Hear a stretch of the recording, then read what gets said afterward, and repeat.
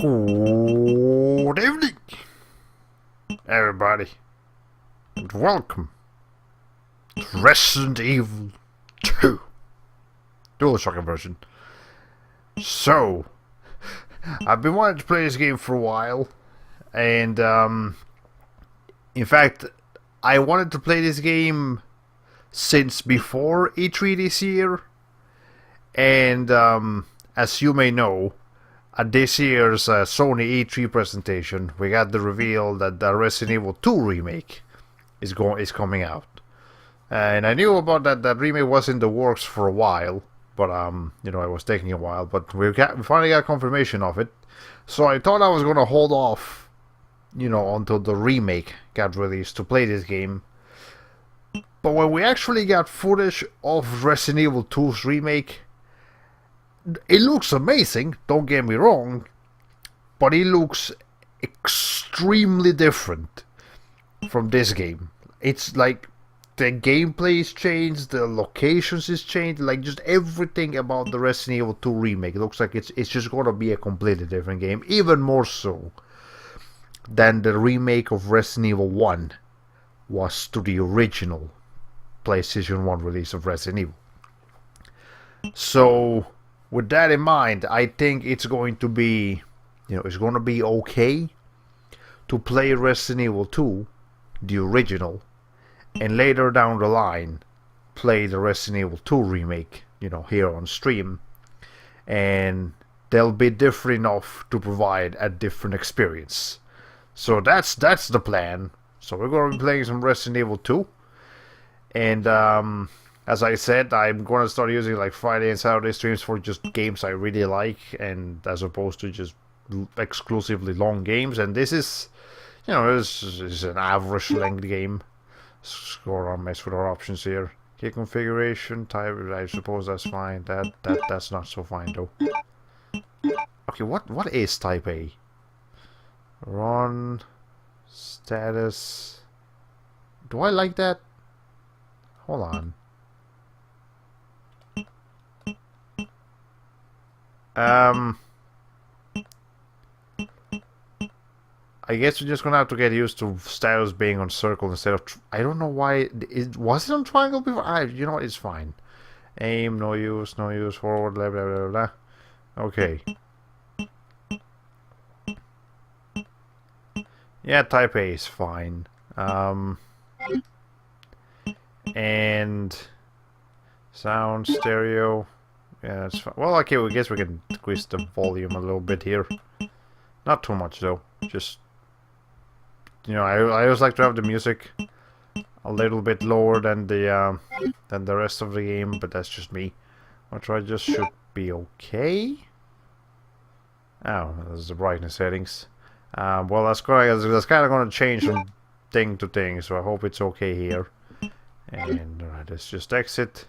So we're just gonna be doing an original game. Our range is actually hard difficulty. You might not think it's a hard difficulty just from the word arrange, but it's called like that because it rearranges all the items to make them more difficult to get, and beefs up the enemies too, and also changes their locations. But we're not doing that. We're doing original game, and I'll explain a little bit more about what we're gonna do here once we click original game. Well, normally, okay, yeah, sure. Resident Evil 2. I remember that being more menacing than that, but I guess I was mistaken. Anyways, I remember people were like Resident Evil 2. Oh, I'm cutscene already. A bizarre incident occurred in the outskirts of an American suburb called Raccoon City. It was later revealed that the terrible disaster had been caused by the T virus, a mutagenic toxin created by the international enterprise Umbrella Incorporated for use in bioweapon experiments. The Raccoon City Police Department's Special Stars Unit immediately began investigation in the affair. The case was apparently closed, thanks to the efforts of STARS members Chris Redfield and Jill Valentine. But the Umbrella Corporation's experiments were far from finished.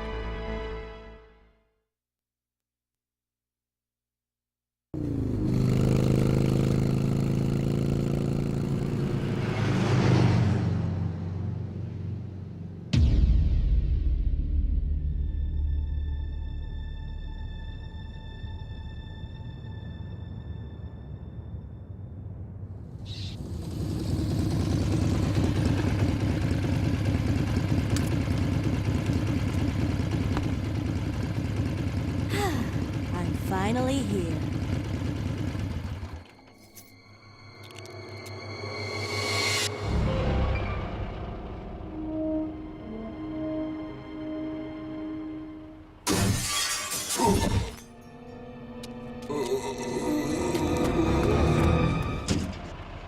Guy's a maniac. Why'd he bite me?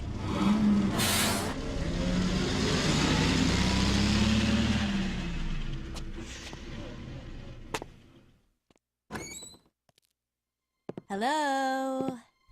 Is anyone here?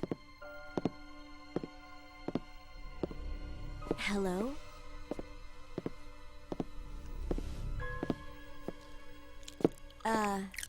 Hello?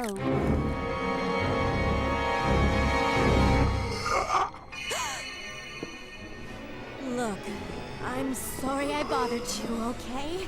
Just don't come any closer. Are you listening? Ah.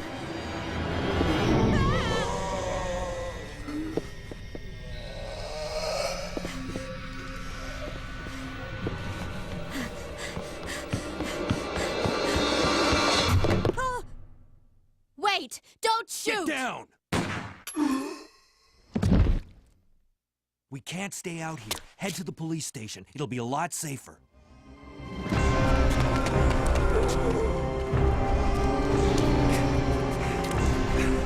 There! Buckle up. Okay.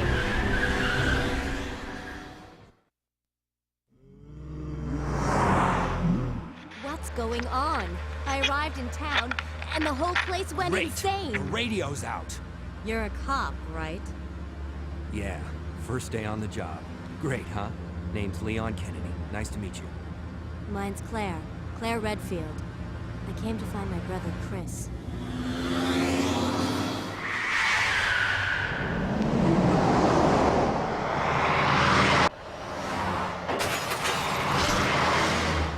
Hey, could you open the glove box?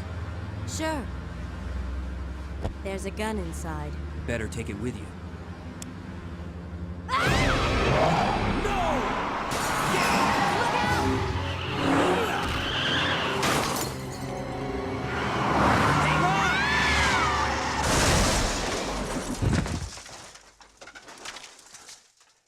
You okay? Still in one piece. Hey! That maniac's gonna ram us! Run!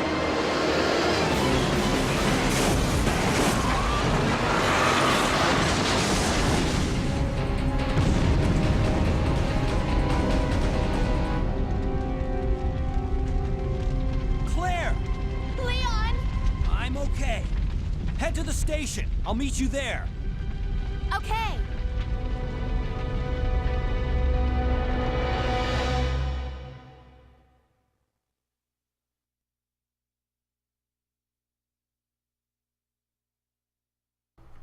They were parted by an unescapable destiny. This is just the beginning of their worst nightmare.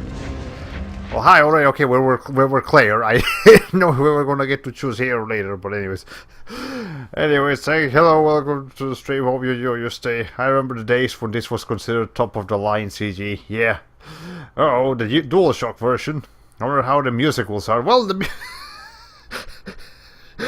yeah, the music is actually fine here. That was just the original Resident Evil 1 that that had issues with the soundtrack being remade, but anyways. They say don't drive while under the influence of a zombie infection. Yep, advice not you may crash and die again. So, you know. Anyways, hi, we don't have time to explain the controls, so let's just go. We're with Claire, Leon is somewhere else, just hanging out, having a grand old time, I suppose. We don't need to fight anyone. I mean, we can just run past them. It's okay. Alright. Anyways, Gun Shop Kendo. Let's see what this is. We're actually going to get a cutscene already, so hey, let's just take it easy.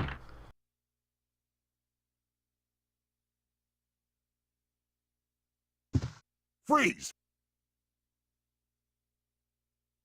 Who are you? What are you doing here? Don't shoot! I'm a human!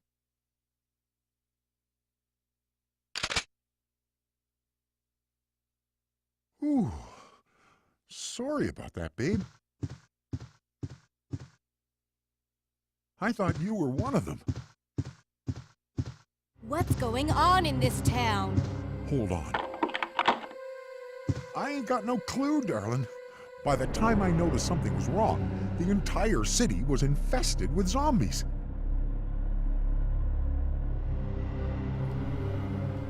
Well, anyways, this is Kendo. But don't you worry, girlie. You'll be safe in here. I'm keeping a close eye on things. Okay, anyways, hold on. I guess the game is a little loud, it's not overpowering, and it's nice to hear the voices so clearly, but hopefully the game volume won't spike anytime soon. Okay, I can lower the volume of the game a little bit, just make your own voice... Oh, my own voice is as loud as it can be. So I'll just make the game a little bit quieter. Just a little bit, not much. It's like... Yeah, like that.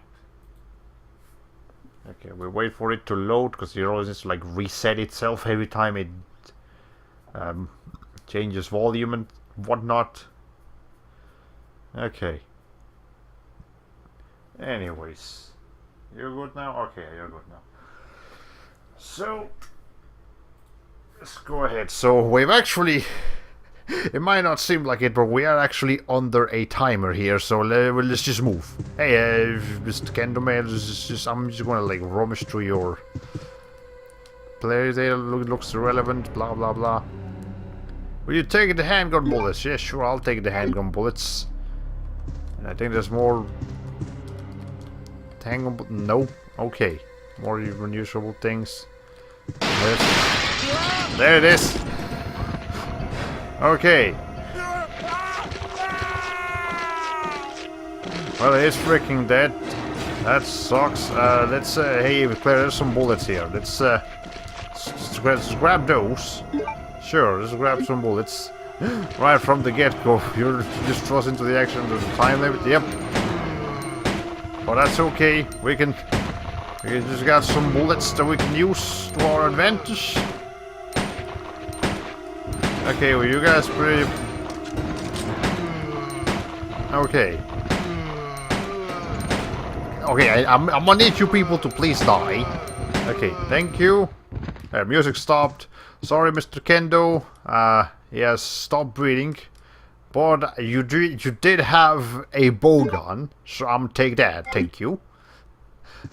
You don't need to do that. You can actually leave the store immediately and not bother with the bow gun, but why wouldn't you? It's a bow gun, you might as well take it. Also, that glass breaking sound was really loud. Oh, okay. I guess there's some imbalancing between the voices and the sound effects. And I've only got options to lower the music and the sound effects, not the voices. So we'll just have to lower the sound effects a little bit. Okay. Anyways, is there a difference between a bow gun and a horn? It's put like down here. Once again, gotta wait for the thing to load. Is there? Okay, anyways. Please load. Any second now. Okay, thank you. Is there a difference between a bow gun and a crossbow? I don't think so. Thing is, they're just different ways of saying the same thing. Maybe it's just referred to as a bow gun in this area of the country. I don't know. But, that's actually what Resident Evil refers to as that gun most of the time, and the bullets for it are referred to as bows. I mean, no, not bows, bolts, I think. Anyways, let's see if there's anything else we can do around here. Also, let me know if the brightness is fine. Because, you know, it is a survival horror game. The game is kind of loud. Well, those guys are just hanging out, but that's okay. Okay, they're not hanging out anymore. So I believe, once again, there are items that you can grab in there. so we might as well take him. Maybe I can leave one of them alive if I'm tricky enough with my shots. I guess we could try out the bow gun to see what it works, how it works. Okay. Oh, of course, it's a gun that shoots bows. Okay, apparently I didn't hit him the first time, but that's okay. Okay. Well, as you can see, it's pretty powerful. But we're out of bows. Okay, it actually shoots like 3 of them at once. So well, I hope we get some more, run into some more bolts soon enough. Anyways, again, there's probably something around here. Okay. We can go in here. I guess we can check that out. By the way, you can't see it on the stream, but the door opening animations are actually 60 frames per second. The rest of the game is 30, but the door opening animations are 60 frames per second. So, you gotta play this game yourself. There's some knowledge for you. Anyways, we're already very low on ammo, so we gotta preserve. It might just be... Okay, it was here that we can get some things. Well, we had to muscle through those zombies anyway, so I guess that's fine. I know this was a truck that was gonna get some guns, some ammunition for the kendo shop, but the year's not anymore. Also, how the fuck did you park it like that? Jesus. I would hate parking it. Like, the mirrors would probably get broken on your way to parking here. This is very inappropriate. Okay, anyways. Oh, I hate that when different enemies of the game have different animation speeds. Do they? Listen. No, I think the zombies are the same. Oh, but different elements, not enemies. But yeah, this particular thing runs at 60 frames per second. I think in the first game, in the original, you know, PS1 game, when you went into the menu and you checked for, as you can see, there is no 3D checking of items in this game. You can check them, but it's not like a 3D model that you can mess around with. In the first game, that 3D model ran at 60 frames per second. And actually the fine thing, you know, like our health meter, is also running at 60 frames per second. So the menu and the doors run at 60. It's the rest of the game doesn't, though. This is how UPS trucks park in between each other. You know what? Fair enough. Those, you gotta be a pretty good driver to be running around those things. I hear some zombies. Step 1. Wait, what does that say? Step 1, Minimart. Step 2, there's a tiger and the most dangerous taste. It's a tiger. There's some interesting ads in this. Anyways, let's see. Well, hello. As you can see, we have female zombies in this game, so you know we gotta get that gender representation for the undead. Okay, they vomit. That's right, they can do that. He's gonna be doing that forever, lady. Look, I know you're a zombie, but there's only so much your stomach can handle. In fact, half of your stomach is gone. What are you doing? Anyways. You know what? Hold on, let's see. Can I get cheeky here? No, not that. This thing. My knife. Yes, I can. Lady, back the fuck up. Thank you. You. Back the fuck up too. Hey. Okay. Lady. I'm gonna need you to stop the vomiting and all your terrible activities. Okay. Is she dead? I mean, how many times must I stab you in the face and throat for you to go down? Jesus Christ. And keep in... Okay, there's enough. Keep in mind, there are people that actually beat these games from beginning to end using only the knife. That includes this game, on the hardest difficulty. How are you not dead? Oh my god, how do you people beat this game with just this flimsy ass knife? I'm actually hitting the wall here. Alright, hold on. Okay, one of them is dead. There's a blood stain in there. This lady. Are they just invincible? What the fuck? You know, hold on. That's it. I'm done. I'm done playing with you people. Fuck it. Okay, back off. Hey. So you asked about brightness. I can't see anything on the left side of this room. Oh, okay. So it was pretty dark, but it was pretty dark for me too. But maybe, but I maybe intentionally, if it were up to me, I've upped the brightness until it looked like glowing neon. Ah, well, fair enough. I just have it at completely standard brightness, so this is how they expect you to look at this game. So, you know.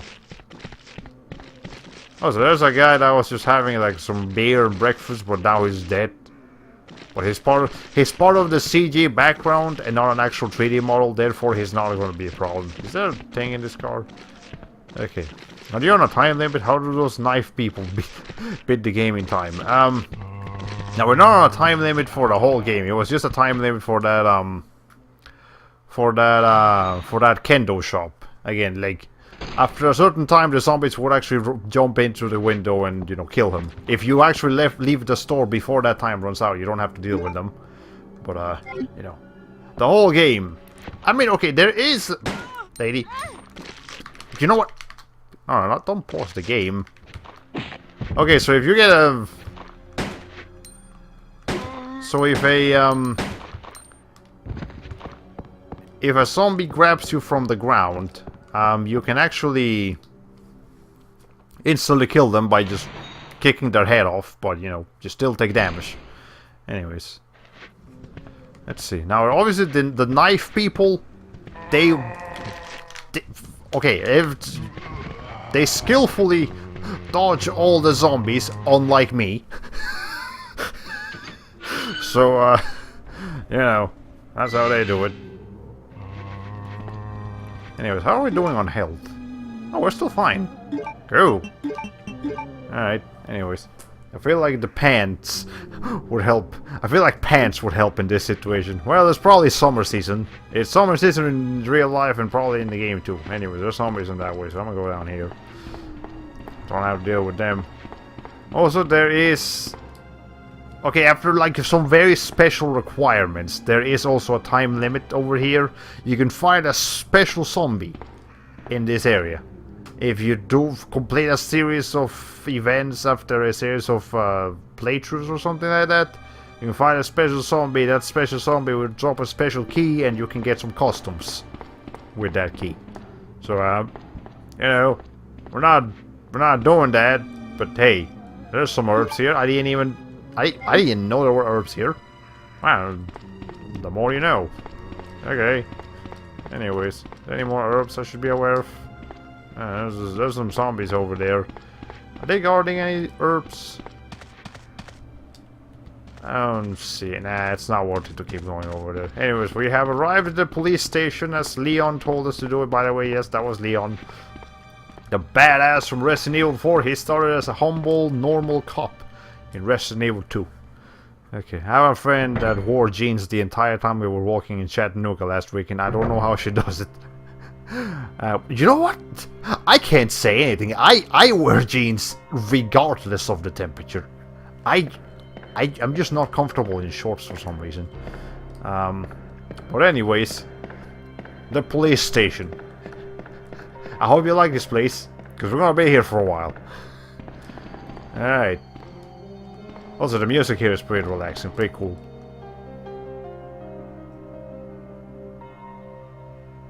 Yeah, a lot of people like the music of this, of Resident Evil 2, myself included. And it was an old fountain, something is written here. To obtain the key to open your heart, and wait for the unicorn, the beautiful beast. So I guess we need a unicorn insignia or something, I don't know. Anyways.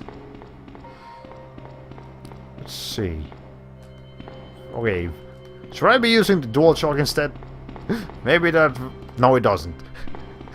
I don't know why, but PS1 games just feel more natural with the D-pad. Even when they have DualShock controls. Okay. Anyways. I have a friend that wore jeans the entire time he was streaming Resident Evil 2 this week, and I don't know how it was. Well, I'd like to meet that friend. He sounds like a fine fellow, but he probably has problems too. You know what? I'm just being egotistical here. I must stop. Okay. Here's some ink ribbons. It's an old typewriter. You can save progress with this. Will you use an ink ribbon? Sure thing, buddy. That's just an ink ribbon. I have nothing on this memory card because this is the streaming memory card. So this Claire A01 Hall. So Claire A. We are in the Claire A scenario, for which we will unlock Leon B scenario once we beat it. So yeah, we're actually doing 2 campaigns of this game. There are 4 campaigns total. Claire A, Claire B, Leon A, Leon B. You beat one character's A scenario, it unlocks the other character's B scenario. It's pretty simple. Can we use a computer? Sure. Door lock service. Whole side doors locked. The doors can be unlocked by a card key. Okay, well I guess we need a card key. I haven't played this game in many years. I did see a playthrough of it like a year and a half ago. Playthrough by a YouTuber called Lotus Prince. He's a really cool YouTuber because he's not really funny, but he's very informative. He does a lot of research on the games he plays. So, you know, that was pretty cool. But anyways. Game. Oh, hi.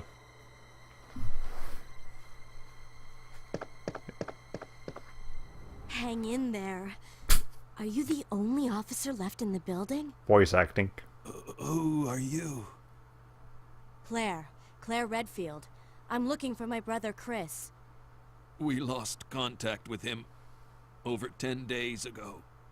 Chris, Jill Barry. Every Last Stars team member has disappeared. We should have listened to them. What happened? Play the first game, you'll find out. 2 months ago, there was this incident involving these zombie-like creatures in a mansion located in the outskirts of this city. Chris and the other Stars members discovered that Umbrella was behind everything, at the risk of their own lives. But no one believed them. Well, that's because their cameraman died, so they didn't have footage for it. About me. Just rescue the survivors in the other rooms.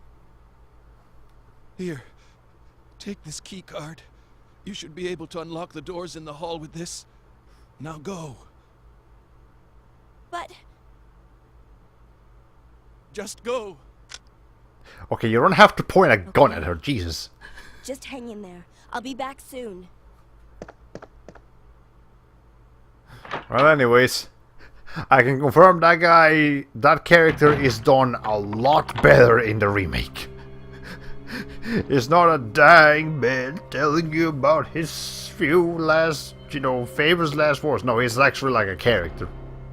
Like a real character in the remake. But anyways, I guess we'll meet his remade version much later. For now, we will unlock the place. Again, Claire is Chris's sister, and she's here in Raccoon City looking for Chris. But we all know how that went, so okay. There we go, we unlocked that door and that door too. Okay, whole side doors released. Go.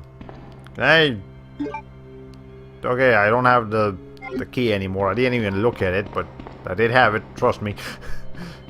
Okay. Look at those beautiful MS-DOS windows. Oh boy, mid-dead exposition. Alright, anyways. Should I go to this door? Let's go to this door first. And then we'll go to the other door. Okay. What's going on here? You know what? I don't like this room anymore. I don't like those sounds. I don't like those sounds one bit. Okay, let's try the other door instead. The only thing I know about this game is that there's some kind of invisible tentacle monster that I'm surprised I haven't seen more fan art of.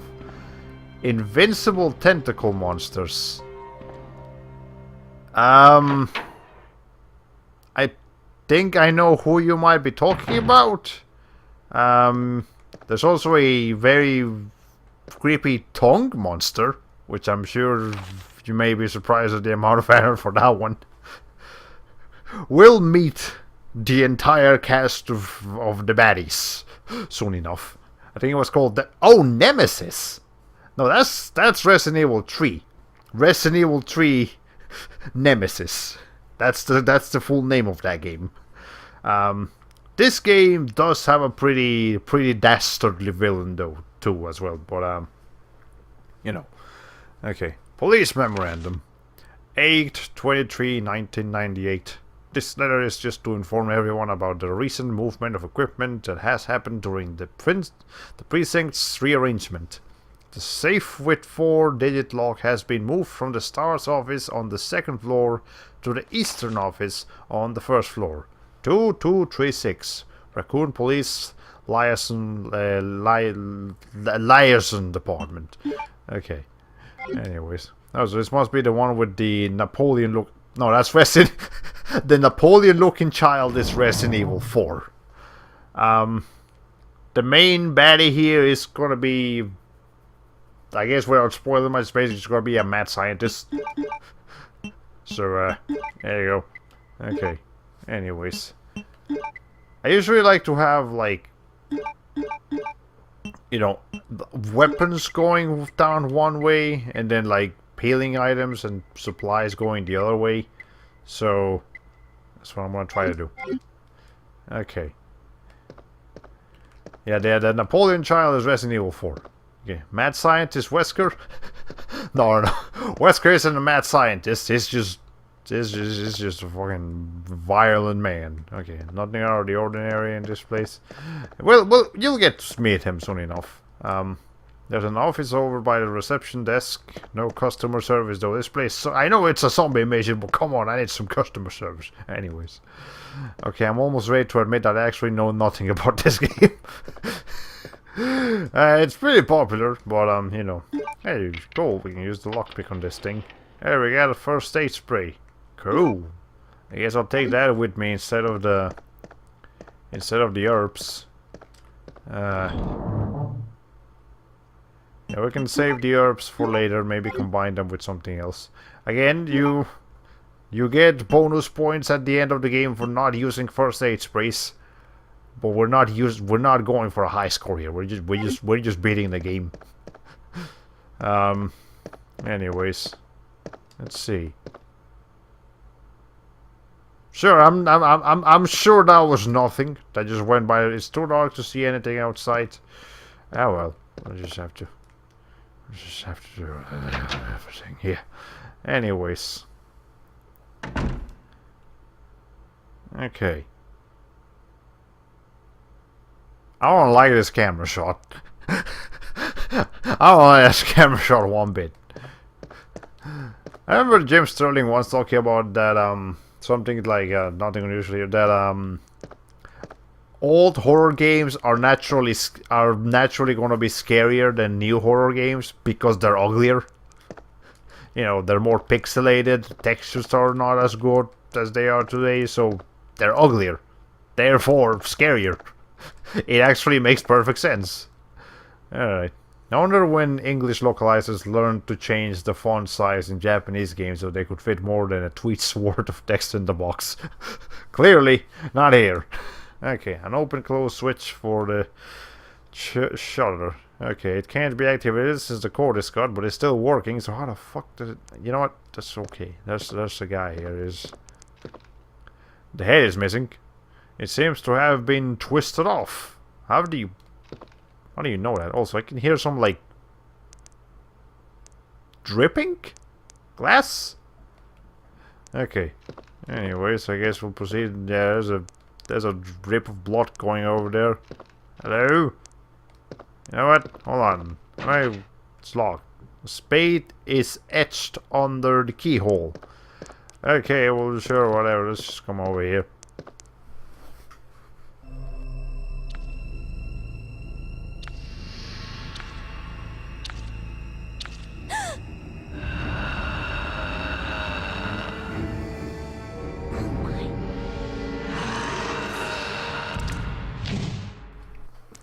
Meet the liquor.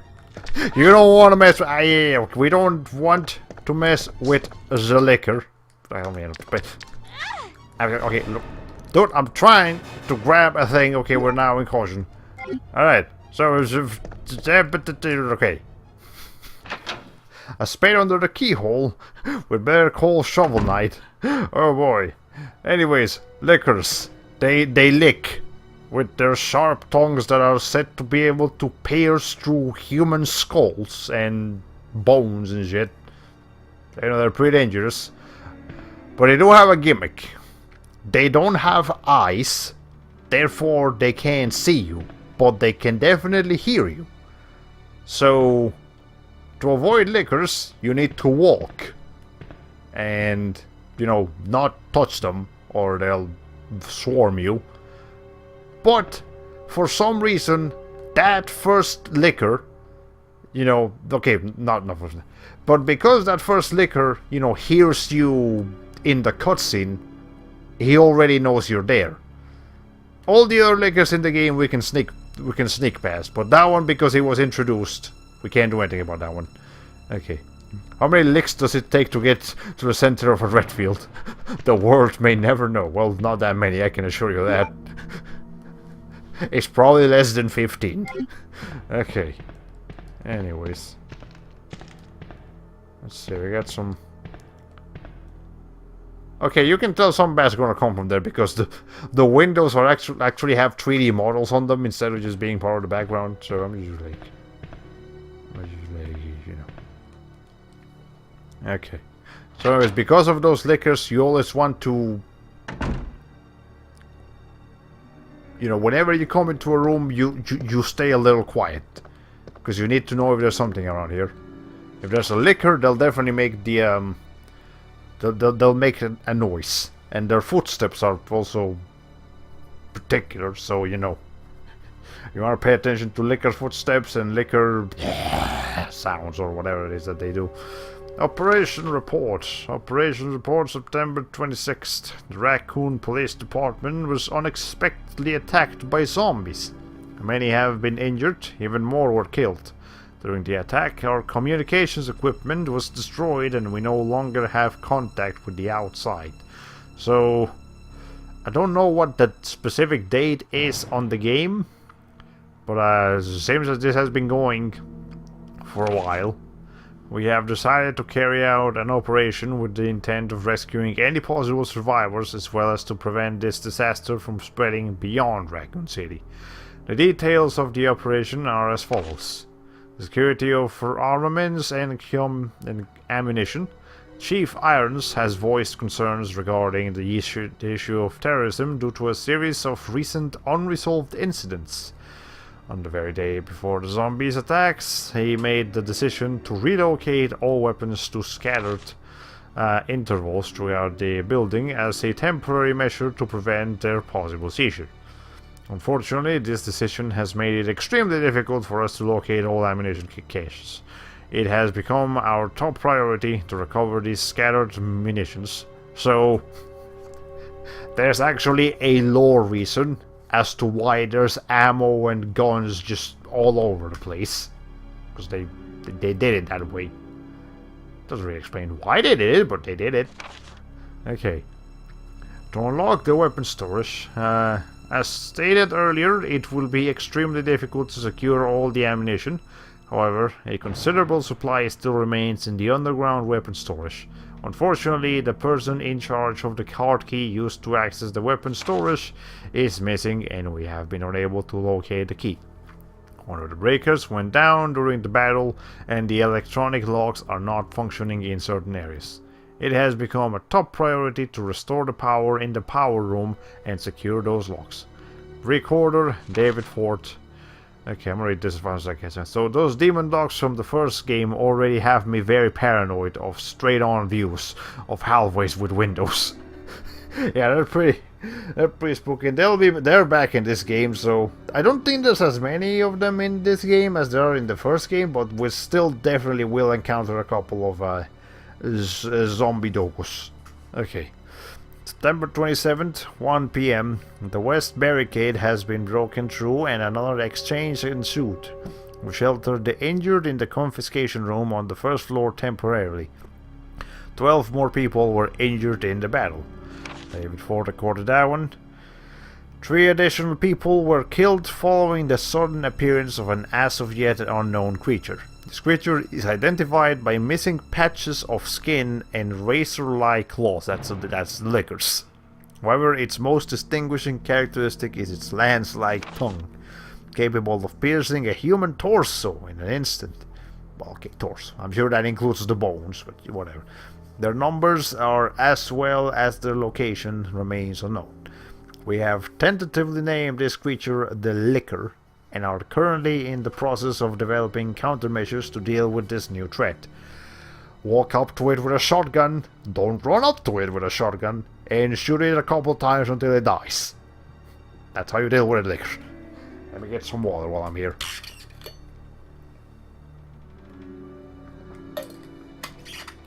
Yeah, lickers, you definitely have to burst them down. You can't do chip damage like you can with a zombie because they're much faster.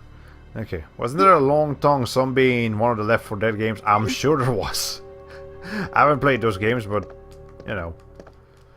Okay, anyways, it looks like there was a recent accident here. Well, I think there's a recent accident in every corner of the city, Claire. Not just here. Empty soda cans and junk, nothing else. They have a soda machine here and a coffee machine here in the little classroom area. I guess this is where they train cops in, like, you know, knowledge. I wonder if cops in police station, like in these little school areas, they also like play with like paper airplanes and just throw balls at each other. That would be hilarious to see, like full-grown defenders of the people just being childish like that. Then again, that's fucking terrifying to think that we are under the hands of those people. So never mind, it's actually not that funny. Alright, anyways.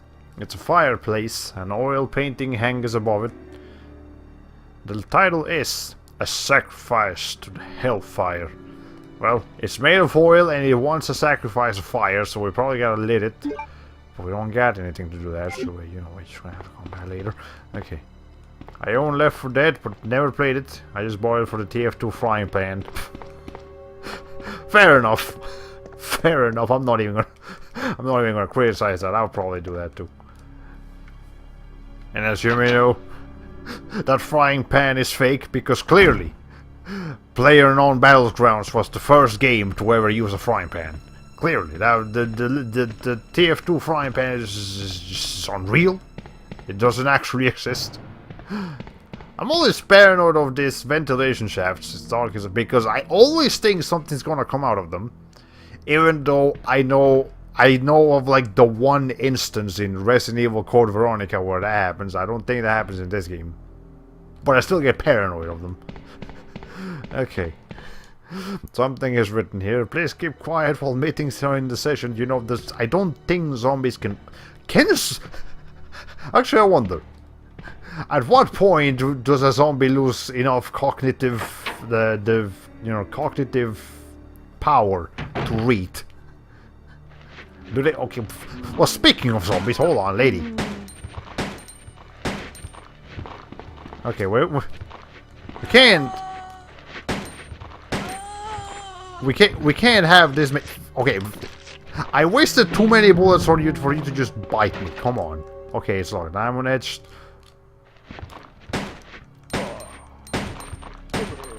Okay, how am I doing with health? Okay, I'm still in just normal caution. Jesus. Okay, well, he's dead, I guess. Maybe. Okay. No, he's not dead. Now is he dead? I don't know, this game doesn't have auto-aim. I can't tell if a zombie is dead because your character will instantly lock onto them if it has auto-aim, but this game doesn't.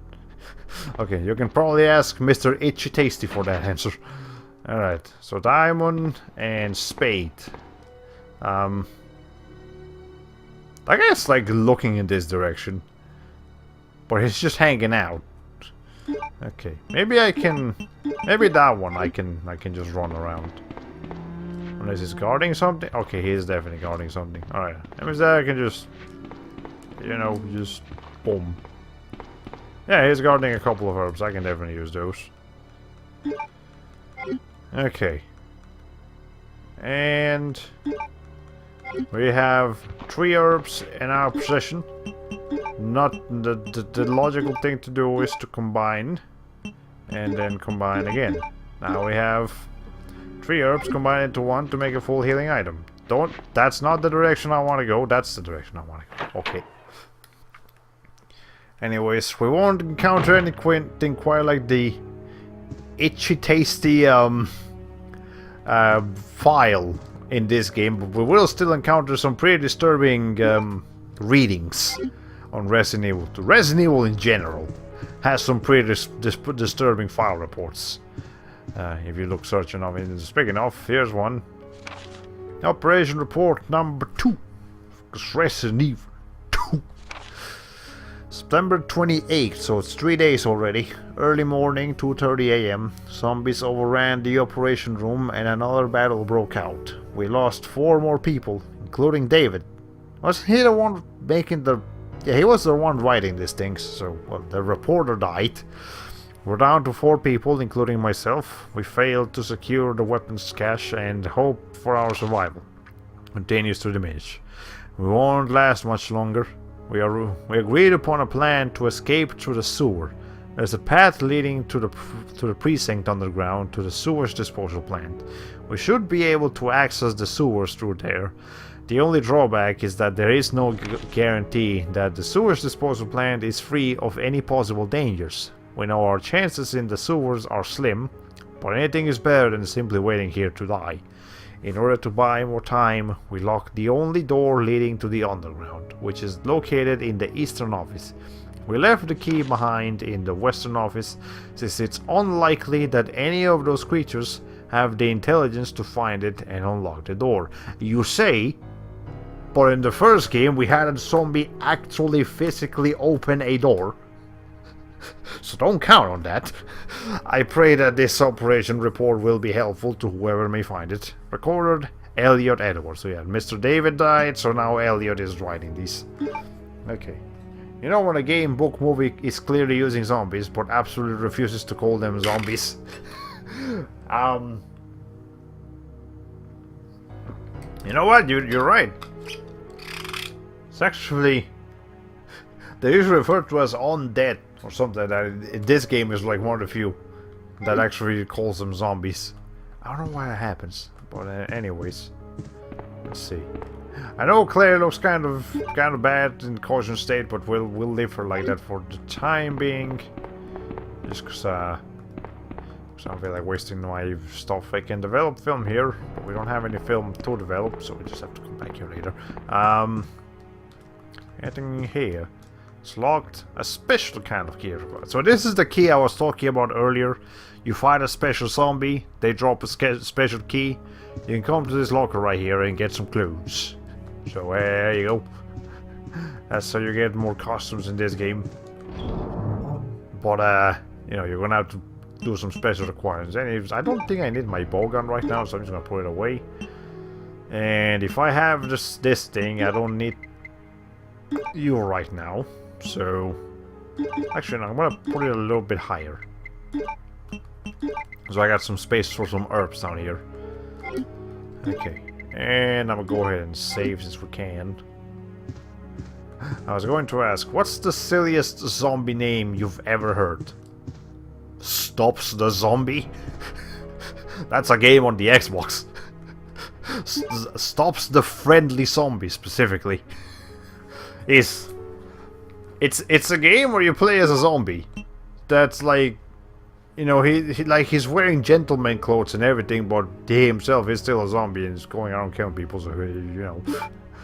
Okay. That's the only real silly zombie name I can think of, other than I guess Sir Daniel Fortescue, if you want to count him as a zombie. You know, that's the protagonist, the skeleton protagonist man of the medieval games. It's pretty silly, and his name's pretty silly too, I guess. But stops the zombies just particularly. Okay, anyway, so actually, can I like trick you into the corner? Cause you see, zombies don't have very flexible torsos, so they can't turn around too well, which is to our convenience.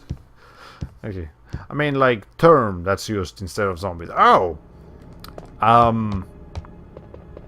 can I guess like the only terms I can really think of are you know, undead, living dead. I don't know. In Spanish, living dead sounds kind of stupid. Muertos vivientes. I don't know. It doesn't have the same impact in Spanish as it does in English, but that's more of a language thing, not an actual, you know, term sounding stupid. You know, there's not much flexibility you can have with zombies. They're just dead people that they're still alive. So it's kind of hard to explain already when you think about it. Okay, something is written in the mountain. The god of sun and the god of moon. Their gaze upon me is the only thing that can release red soul. Okay. See this little pad on the floor over here? It's colored the same as the bronze statue. See this one over here? It's actually not colored the same, but you know what? That's what we have to do. Placed here. Okay, something was placed here. But anyway, okay, the important thing though is that, you know, this statue is facing this way, so we have to make sure we, you know, push it to the other side, and the other one has to be pushed to the other side as well. Okay. I read a book that called them another Z word, but I can't remember it.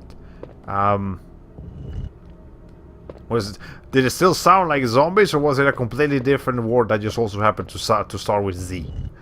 Like, were they called zombinos? Were they called Zumbas?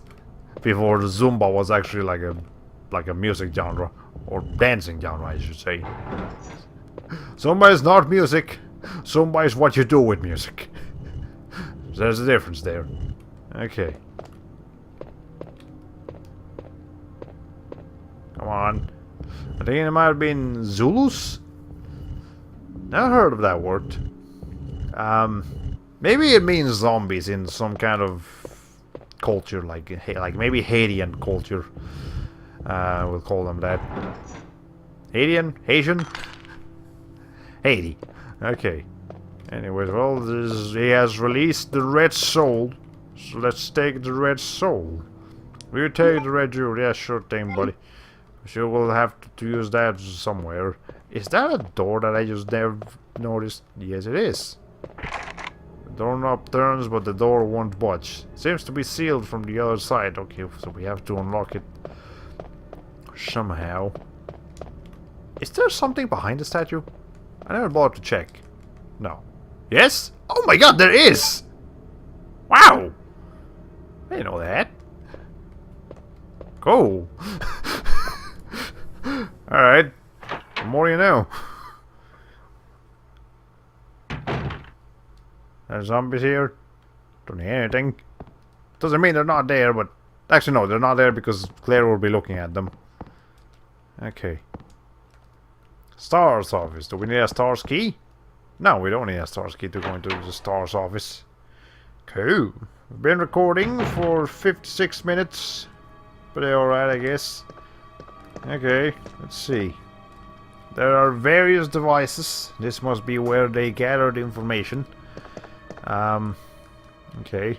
It's just like, you know, there's a STARS office, so this is special. Several files from past cases. Nothing useful here. And as you can see, we are in the STARS office, so you can see STARS members, you know, sort of decoration. So this is Rebecca's place. I don't think we ever got to meet Rebecca, because when we played Resident Evil 1, we did Jill's campaign. So Jill meets, you know, she meets Chris, Barry, and Wesker, but she doesn't meet Rebecca. Rebecca is who you would meet on Chris's campaign. But she's basically a medic, so that's why that first aid thing is over there. We'll get to meet Rebecca much better when we play Resident Evil 0 someday. Because that game is all about her, and it's another character that only gets introduced for that one game. There's a picture of a young man. There's a good chance it's her boyfriend. So Rebecca's boyfriend, whoever that is, I don't know what that is. This is Chris's. This is disorganized and untidy. It probably reflects the owner's personality. That's your brother's personality, because you can see his jacket on the wall right there. That's Chris's jacket. Well, as you can see, he's also had some. Yes, it's a fist file right here. Okay, I looked it up. Maybe on that thing in the book. The book is full of spiders. Are indeed called Zulus. Interesting. Chris's diary. August 8th. I talked to the chief today once again, but he refused to listen to me. I know for certain that Umbrella conducted T-virus research in that mansion. Anyone infected turns into a zombie.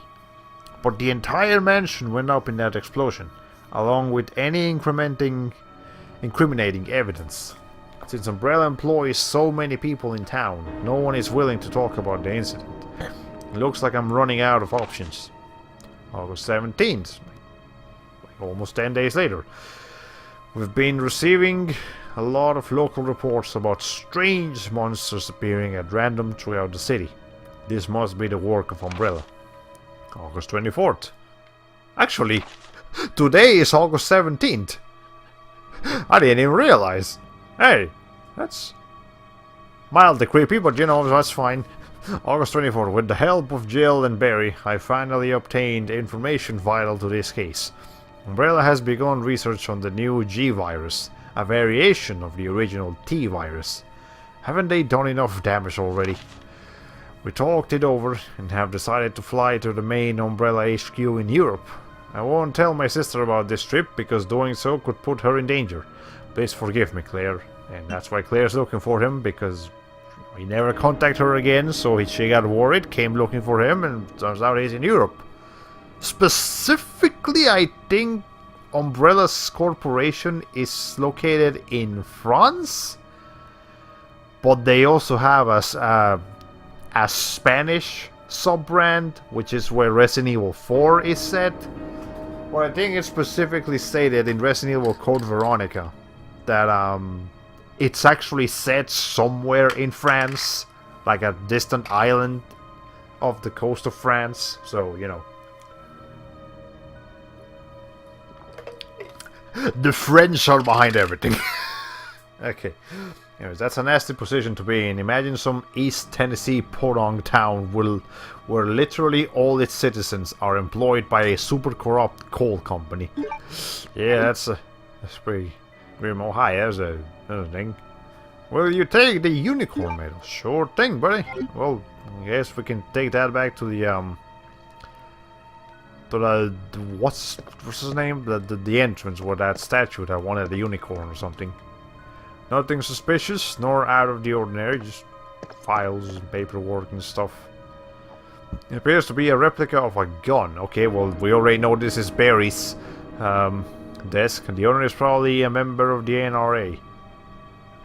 That's topical. Anyways, you can tell it's Barry's desk, not because of the gun, but because there's a fish over there. Barry likes fishing. Of course he does. Is anything useful in this shelf? Hold on, let me check the other side of this desk first. Okay.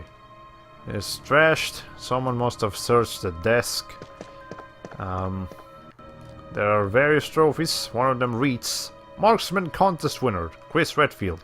Ah, well, Chris was a good shot, apparently. A picture of the STARS members. There you go. Okay, let's see. Chris, I believe, is all the way on the right. Next to him is Barry. Next to him is Wesker. Below Wesker is Jill.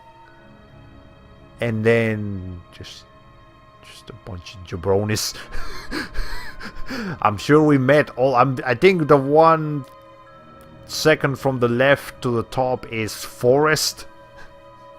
If you remember Forrest.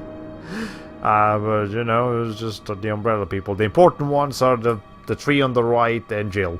She's the only female member, and well, okay, and Rebecca, but I guess they're not recognizing Rebecca here. Okay. There's so much overlap between gun owners and fishermen. I'm surprised I've never heard of one trying to fish with a gun. I know they try to fish with explosives. Thanks to Duck Dynasty, I know that. Oh, hi, there's a thing here. Yay, well, naturally we're gonna find some handgun bullets in a place full of guns. Anyways, this desk, hold on, it's trash. Someone must have searched for through the desk. Let's see if that just make sure that's everything it says over it. Okay. This is gonna be the stupidest thing you'll ever hear in your life. But 4, 5, 6, 7, 8, 9, 10, 11, 12, 13, 14, 15, 16, 17, 18, 19, 20, 21, 22, 23, 24, 25, 26, 27, 28, 29, 30, 31, 32, 33, 34, 35, 36, 37, 38, 39, 40, 41, 42, 43, 44, 45, 46, 47, 48, 49, 50. Will you take the film? Yes, I will take the film. Thank you for that Easter egg, Capcom. What is wrong with you people? Anyways, I guess we can go develop this film now. Oh, hi.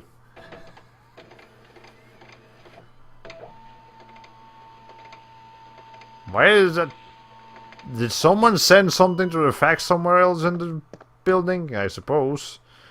This is like one of those YouTube videos where someone hits a block with 32,767 times in Paper Mario to crash the game. Except it's an actual Easter egg this time. Federal Police Department Internal Investigation Report. Mr. Chris Redfield, Raccoon City Police Department's STARS Division. As per your request, we have conducted our internal investigation and discovered the following information. 1. Regarding the G-Virus and currently under development by Umbrella Inc. So far, it is unconfirmed that the G-Virus even exists. We're continuing with our investigation. If it's mentioned in the lore, of course it exists. Number 2. Regarding Mr. Brian Irons, Chief of the Raccoon City Police Department. Keep that guy in mind, he's gonna be important. Mr. Irons has allegedly received a large sum of funds in bribes from Umbrella Incorporated over the last 5 years. He was apparently involved in the cover-up for the Mansion Lab case along with several other incidents in which Umbrella appears to have a direct involvement. Mr. Irons had been arrested on the suspicion of rape on 2 separate counts during his years as a university student. Somehow he's now chief of the police department. You know, that's fine. He underwent psychiatric evaluation as a result of the charges, but was released due to circumstantial evidence as well as his phenomenal academic standing. He's smart, but that doesn't mean he's not a piece of shit. As such, extreme caution is advised when dealing with him. Jack Hamilton, Section Chief, Internal Investigations, United States Federal Police Department. Hard to forget someone named Mr. Irons. I bet he, I bet he plays golf. He probably does. We'll actually be able to go into his office later in this game, so we should probably sort of search for like the bat. I mean, golf racket. Did I just say a golf racket? I meant a golf club, or golf equipment. All these file readings are making me thirsty. Jesus Christ! Well, good thing I have this big ass thing of water here. Okay. Anyways, sure. Now I can leave the room. We got everything we needed. Trust me.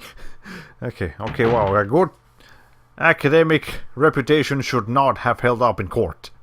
In fact, it seemed like the highest GPA students are the most prone to corruption, either in school or later in life. As you can see, this is one prime example. Okay. Anyways. Actually, I'm gonna go back this way, because this is faster to... This will be a faster way back to get to the film. Yeah, but it's in our inventory, so we should... But maybe... Nah, yeah, if it's in our inventory, we should probably go and get rid of it as soon as possible, because we do have limited inventory. I don't want that. Okay. Anyways, that door still, it's unlocked, but there's things blocking it from the other side, so once we can take things out of the other side, we can proceed as normally. Okay. Anyways, of course, this is Raccoon City Court, so, yeah.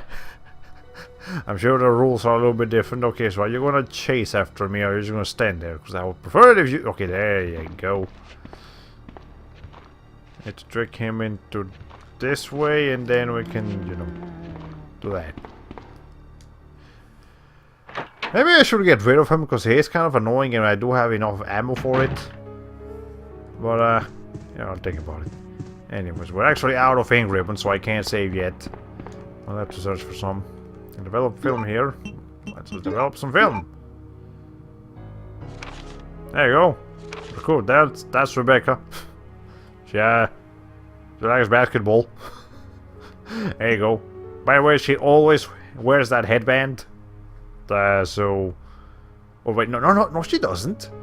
I think she does in the original game, but I think they took it off when they redesigned her for the remake. On a door. Yeah, it's basically a bob cut. Like, it's a little bit wilder than a bob cut, but not much. Film D. Anyways, that's an Easter egg. I wonder who they actually got to pose for that picture, but whatever. Oh, that's a hairband. May look like a brown cut. Oh no. Excuse me, autocorrect. Sure have. I'm just. You know what? I have enough ammo, and you're just slowing my game down, Mr. Man.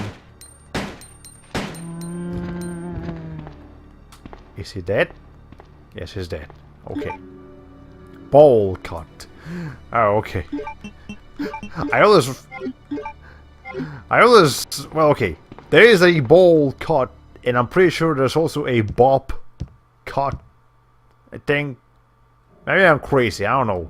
Maybe I heard bowl cut, and I mean, maybe it is bowl cut, and I just heard bob cut for some reason.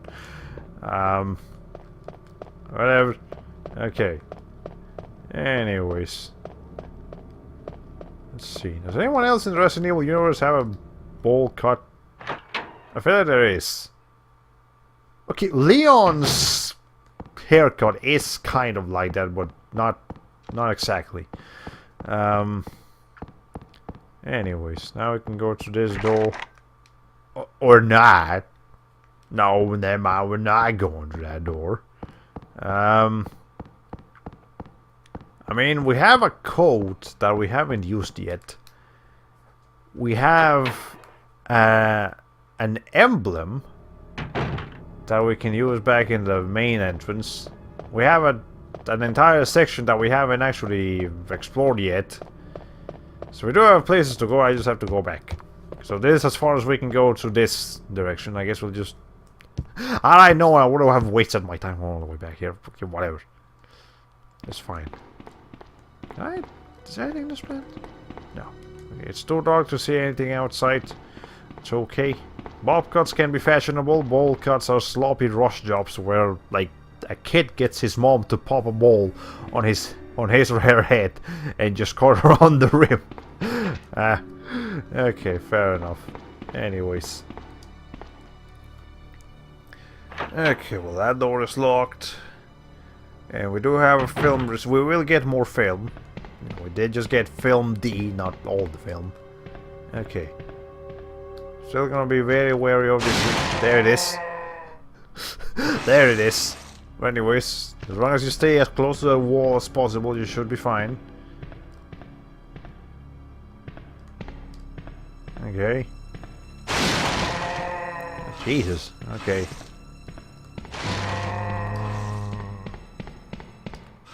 Is there anything in this? Okay. I feel like if a kid with an afro got a bowl cut, their soul would make their head look like a mushroom. I need to see that now. Anyways, there's still a liquor here, as you can hear.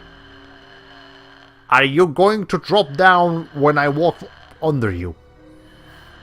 I would appreciate it. Okay. Where are you gonna go? They do have a long-ass idle animation, though. I should use that to my advantage. Okay. I don't have enough space to walk around you.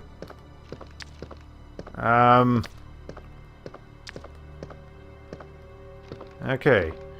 Can I, like, just right here? No, I can't. Okay, well, whatever. Okay. I need to kill that guy eventually, but I won't have a gun strong enough to do it efficiently. Okay. Anyways, we're back here. The game's trying to teach kids a lesson about being cautious around the liquors. Oh no. I mean, when you put it that way. Sure. Whatever. Okay. An old fountain, something's written here. Yeah, sure. Okay, let's put the unicorn in. Here, we get some FMB cutscenes just for this. That is like mathematically precision. Holy shit. Okay. It even landed perfectly. Anyway, we got the precinct key. And then we can scan it. Now we can... It's in the shape of a spade. So now it is the spade key. And I know there was a spade door back where that fucking... God damn it. We'll come back there later once we have a better gun. Okay, anyways. There's more space in my inventory now, thankfully. Question. Are there unique CG deaths cutscenes? Not CG cutscenes. But there is a whole collection of unique deaths. In like all the Resident Evil games. Every enemy will kill you in a unique way. Well, it's not like super unique most of the time, but you know, they did go through trouble of making different animations for all the different kinds of enemy deaths. So you can look that up on YouTube if you want. I'm not going to be going out of my way to die to a bunch of things just to get that going. Okay, there's... How much time do I have again? Enough. Okay. Jesus fucking Christ, I do... Hope this is enough, though. Okay, I need to trim the numbers. Am I still... Okay, I'm still in just normal caution. Okay.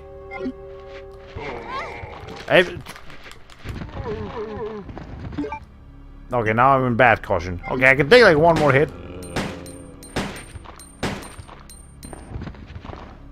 Okay.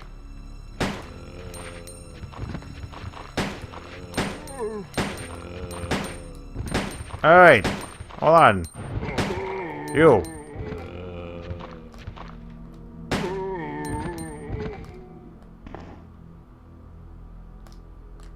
Jesus Christ. Okay, there. Still have plenty of ammo, but damn. Are all of you really dead? Okay, let's see. So the clipping test. If I can clip through all of them, they're all dead. Alright, they're all dead. Fucking Christ. That was half my ammo. But, okay, whatever. There seems to be an office over there. Okay, we can take one more hit before we have to use this thing. As long as it's like from a zombie. If I go into a room and there's a licker there, I'm using this thing. I'm not risking it. Lickers hit a lot harder than zombies. As you would expect. Nothing to care about.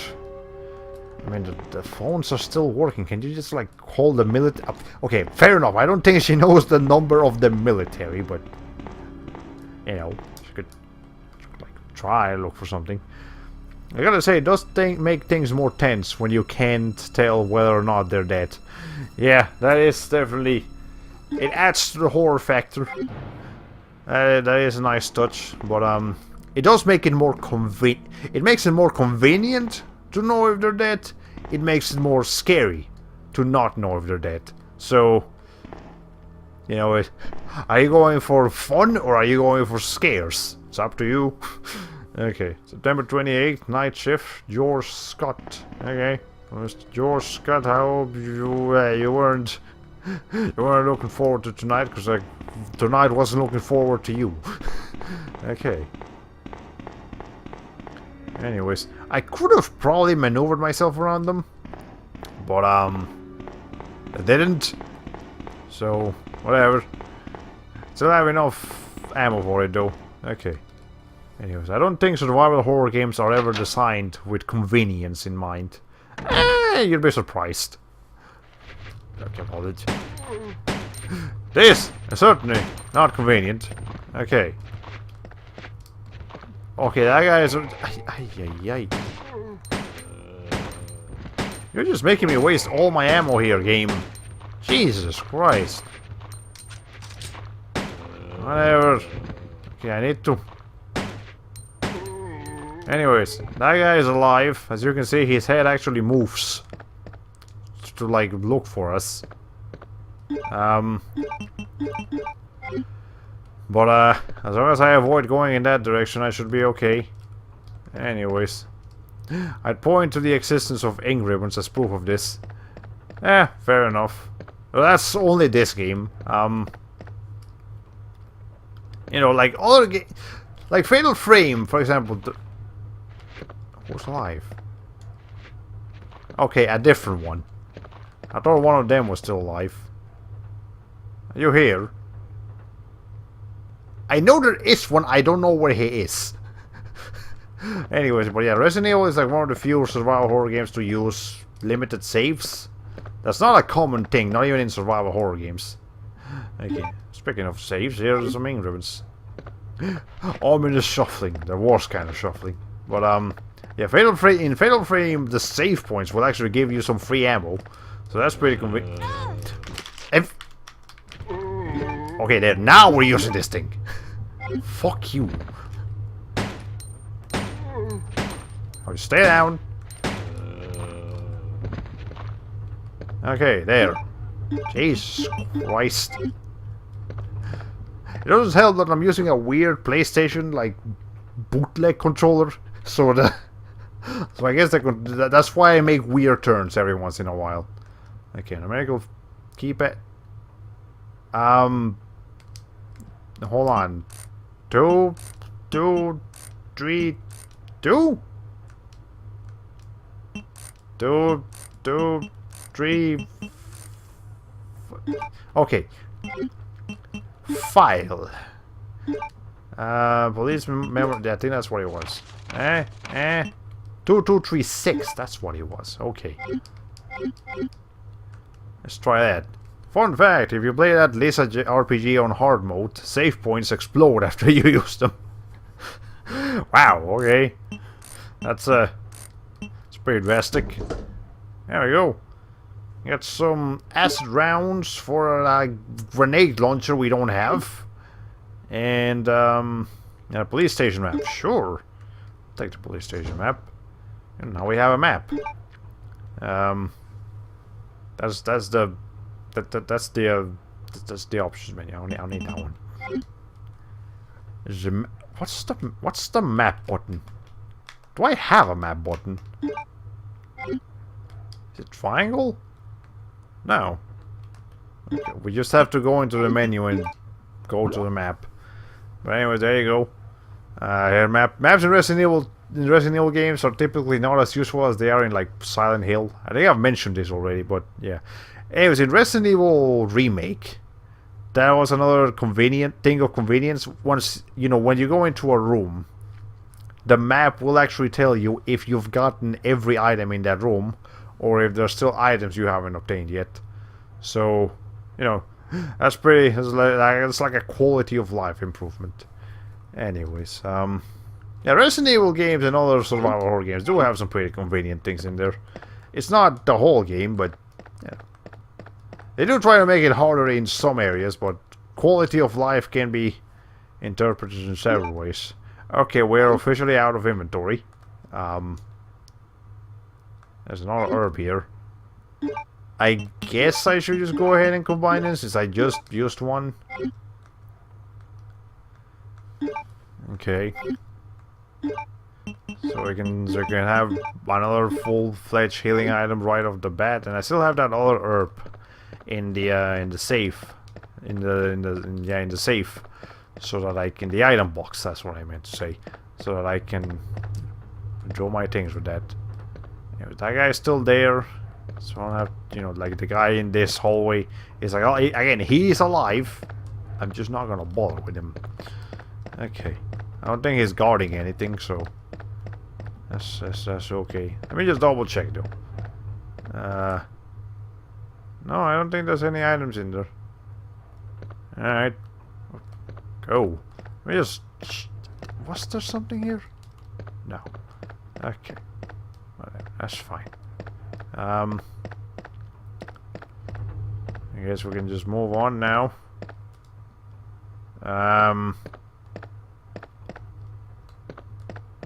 Well, you're not dead. Okay. Well, okay, I can't actually walk over him. But he's not gonna be dead for longer, you know. So for much longer. It's locked. Heart. Okay. So we need to bring the heart key onto that. We have the spade key, not the heart key. Okay. So this game takes place all around the city. Resident Evil 1 is in a mansion. Resident Evil 4 is in Mexico, I think so. Resident Evil 4 is set in Spain, not in Mexico. Don't try not to get those confused. Where Resident Evil 3 takes place in a different area of the city. Actually, Resident Evil 2 starts off in the city, but the rest of the game is pretty much gonna be here in the police station and all the paths that lead out from the police station. Resident Evil 3 is actually set throughout a bunch of different areas of Raccoon City.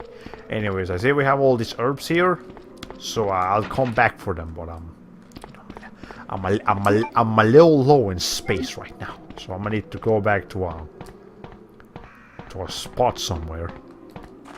Okay. Anyways, Resident Evil Code Veronica takes place again in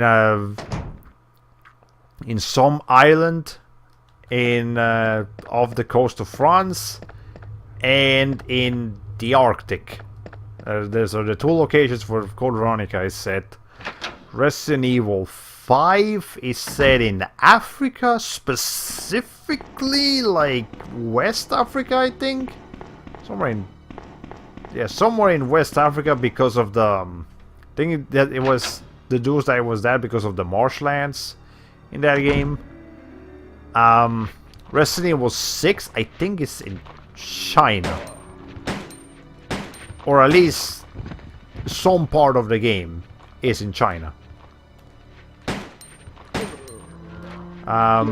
Resident Evil 7 is Louisiana? No. Resident Evil 7. It's in the US. I just don't remember. Or Kentucky? What? It's a marshland area. I think it's Louisiana, or maybe it's like Missouri, Mississippi. One of those. Southern USA. Okay. I assumed it was Mexico because of how rural it looked and the fact that you were looking for the US president's daughter, so I just assumed you up the border. No, it is actually somewhere in Spain. It's a tiny village off the fucking farmlands of Spain, but it's Spain. And once we play that game, I can't make a British accent. You know, my normal accent is already weird as is. I can't try to make a British accent. But when we play Resident Evil 4, I will happily do a Spaniard accent for you guys. Because I'm a native Spanish speaker. I know how that accent works. I don't quite get how the British works. I know how the Spaniard works. I can do that one. Louisiana would be my first guess for March state, followed by Florida. Nah, yeah, hi, you're a bit close for comfort. Hey, shit. I was trying to avoid damage at all. Okay, that guy's kind of fast. Can you back the fuck up? Okay. Ay. Okay.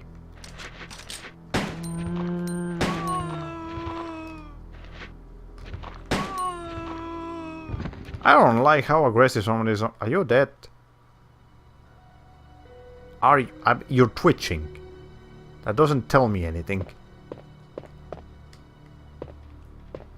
Okay, I can walk over you. Come to think of it, it makes more sense for Napoleon to show up in Spain rather than Mexico. Yep.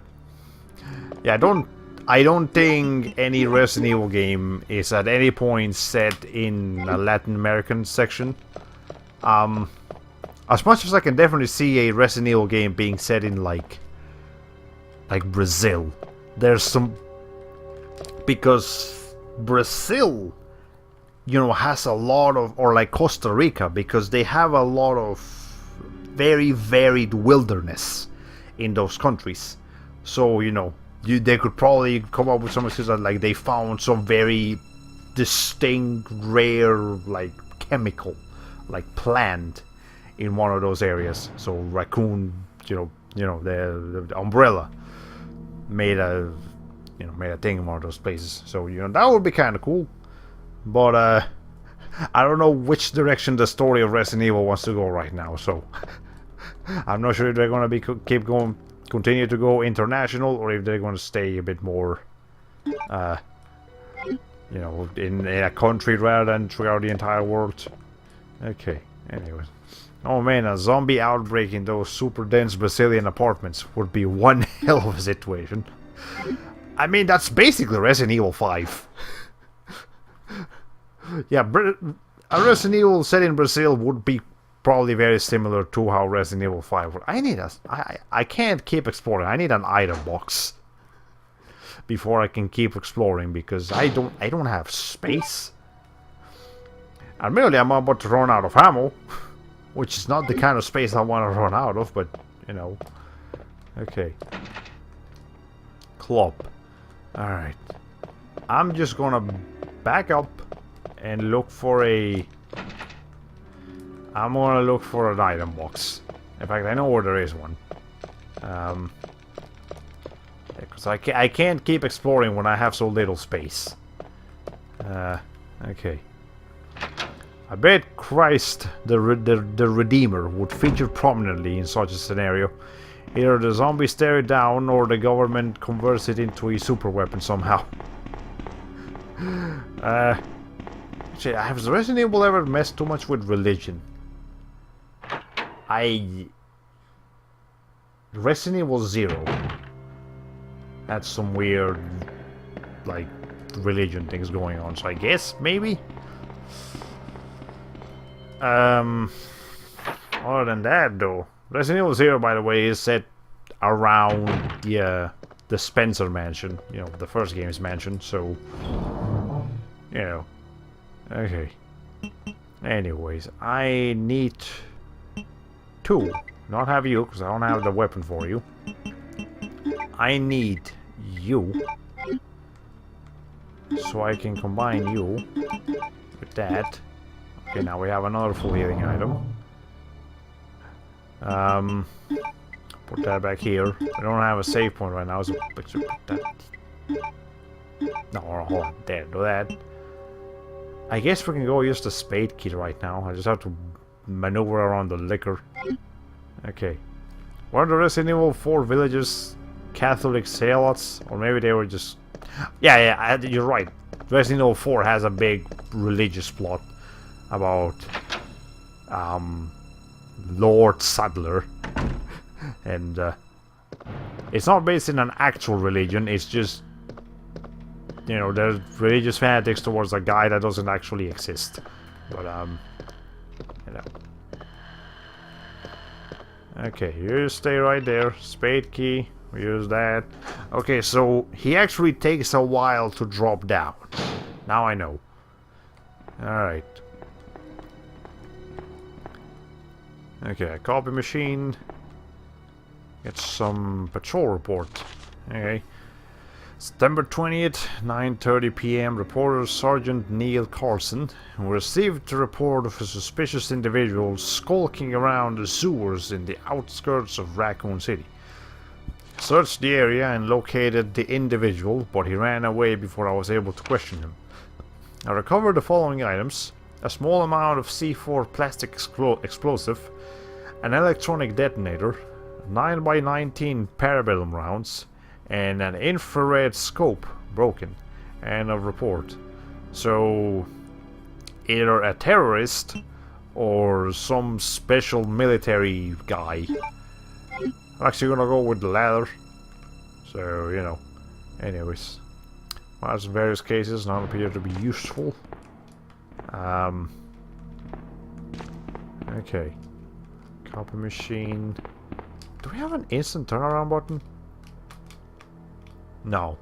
Okay. I believe in other games you can press R1 and L1 at the same time to instantly turn around, or press back and the run button. Not in this game. Okay, whatever. One city data files, most of Umbrella Inc. Okay. We have a ladder here, so I guess we gotta push that. Well, jeez, I hope you at least find a literal spade in this room. That'd be kind of neat. Well, we've found a crank. I guess we're gonna have to use the crank some way. Alright. Pile of investigation reports. Files on various things. Anything else on here? Pressing X on everything, but I guess not. Alright. We found some ink ribbons and a thing. Okay. That makes me feel cranky. Oh man. Okay, well you just dropped immediately. Alright, so if I come out from that door, he just drops right away. Okay. I'll have to come back here with something that I can fix those cables on the wall. But I don't have that ad right now. So we just have to... Also, I'll have to come back here later with a weapon that can destroy a liquor. Because I don't have one of those. Once I get the grenade launcher, which as you can see we already got rounds for it, then I'll be able to do something. Okay. Let us put you in here. Good thing it stacks. I don't think we need the crank right now. But we'll put it here. Okay. And we'll put... Actually, should I... Yeah, I'm gonna take the red jewel with me. Just in case I do find a place for it. But, oh, you know where I should go now? I should go grab those herbs that were in, like, the outside area. that I couldn't grab because I was out of space. I'm gonna go grab those, take a trip back to the machine, to the item box, and then we can keep exploring that area that I didn't explore. Okay. I'm going about this game a lot slower than I would for someone that has played this game before, but at the same time, you know, taking my time to, you know, absorb the world of Resident Evil. Enjoy it to its full extent and all that good stuff. Again, I do really like this game. Even I think even for a PS1 game, it still holds up very well. Both in gameplay and, I mean, even for a PS1 game, this game looks It looked incredible for the time, and even today, I'd argue this the environments, you know, the pre-rendered environments look pretty freaking good. The character models, of course, they're pretty dated, but the environments still look atmospheric and you know, they grab you, they get you in here, they get you in the mood to get spooked, all that good stuff. Okay, as we only have a spade key still, we don't have any better keys for the situation. Okay, literally all of the maps in this game are pre-rendered images, right? Yes. Every single area in this game is a pre-rendered CG image. Every single camera angle that changes is a pre-rendered CG image. And some of them are even animated, you know, like when there's a fan turning or something like that, it'll probably be a CG animation. So it's pretty impressive for the time, and even today I still think it looks pretty good. Obviously not perfect, as you can see, the floor is really shiny, but you can't actually see a reflection of glare. I'm not sure if they added that to Resident Evil 3. They might have, but oh wait, shit, I'm going the wrong way. I'm supposed to go back to the item box. What am I doing? Okay. Anyways. But yeah, all the maps in this game, all the maps in Resident Evil 1 were pre-rendered images. All the maps in Resident Evil Remake were pre-rendered images, actually. That's why that game looks like the environment in that game looks so far ahead from their time, because it was using the highest quality of CG images that they could achieve back in that era. So it wasn't CG animation, which obviously couldn't, you know, it wouldn't be able to handle all that, but CG images. Like, that's why the Resident Evil Remake, like, even, like, during the mid-era of the PlayStation 3 and all those, still looked fucking amazing. Because of those pre-rendered images. Okay, now I can put Krang back over here or something. You know what, I'm gonna put you even higher up. There we go. Okay, now I can go back and explore that area since we still have space. I was trying to think if this was the same technology used with pre-rendered backgrounds of Ocarina of Time, but I think that's a little different. I'm thinking back, and yeah, I don't recall Ocarina of Time using anything that looks quite like this. I think I do know what you're talking about, but yeah, it's not the same thing. What other games use? I mean, a lot of sprite-based games in the PS1 era and beyond probably used a lot of pre-rendered backgrounds. Like, Atelier games used pre-rendered backgrounds up until they stopped using sprites altogether. So yeah, that's pretty good. Okay. Anyways, I think this is the only room we haven't explored that we can explore. So there's gotta be something here. Let's see.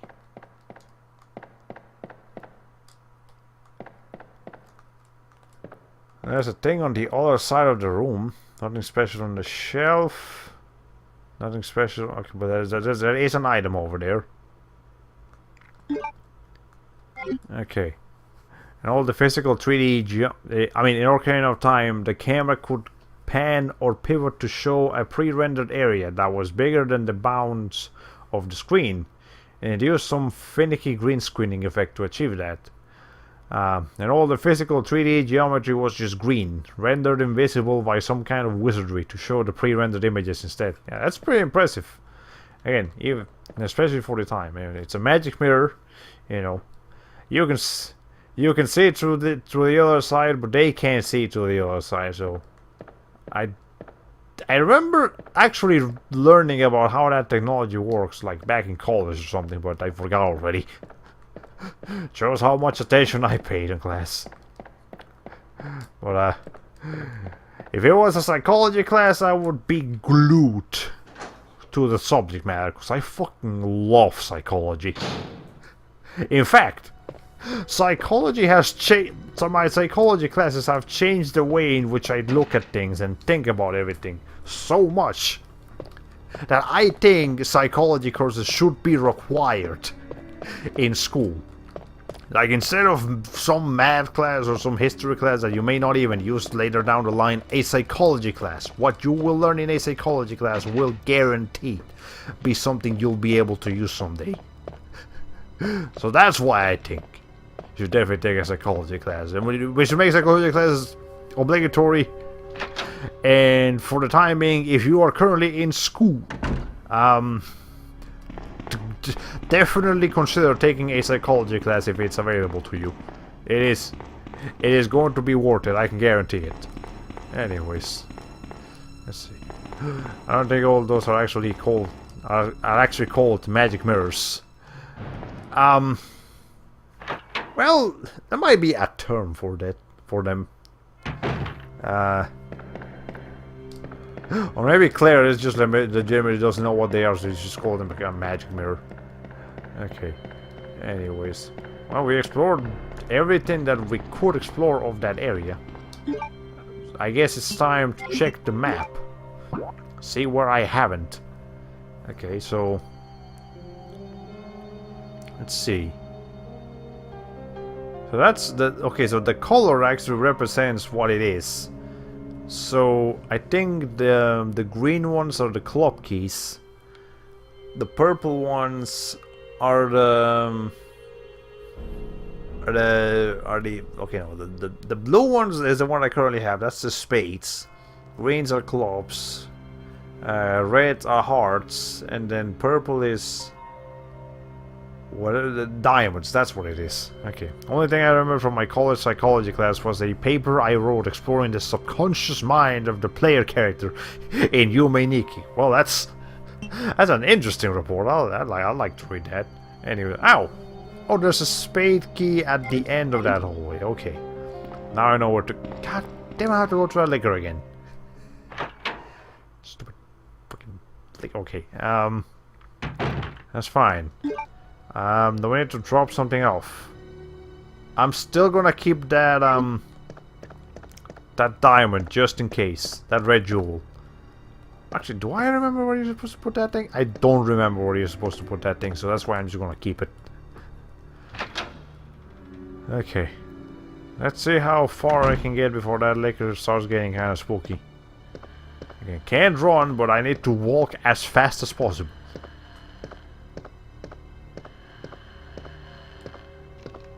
Okay, just drop to the side. There you go. Okay. Note to self, even if you're walking, if you walk close enough to them, they hear you. Note to self. Alright, the zombies coming out of this thing. Or not. I'm not gonna risk it, but you know. Alright. Okay. Something. Not that thing, the door. Thank you, Clay. Alright. Well, it's been a while since we saved, so we should probably do that now over here. I keep thinking the liquor has big glowing eyes, but it's just the fluorescent lights on the top of it. Now, if it had eyes, that would be a problem. Now, lickers are basically the replacement of the hunters in this game. You guys remember the hunters were like the reptile green people, the green monsters from the first game that were really fucking dangerous in that game, but as such they only appeared prominently in like two areas of the game and then kind of just faded into obscurity towards the end. In this game, lickers are not quite as threatening as hunters, especially because they don't have an instant kill move like hunters do. But they are spread across the entire game. We will face lickers from beginning to end.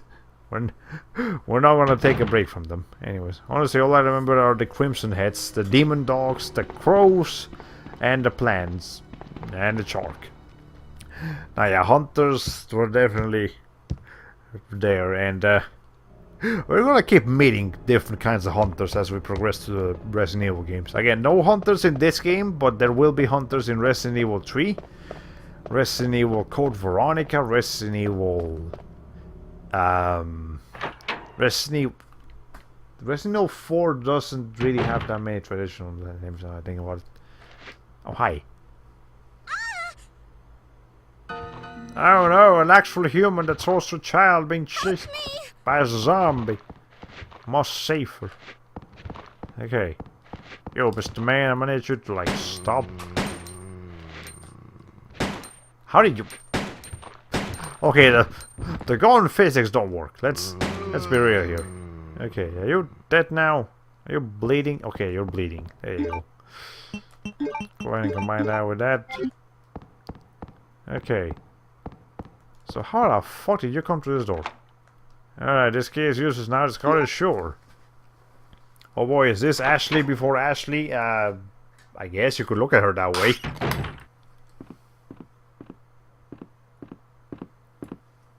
Leon!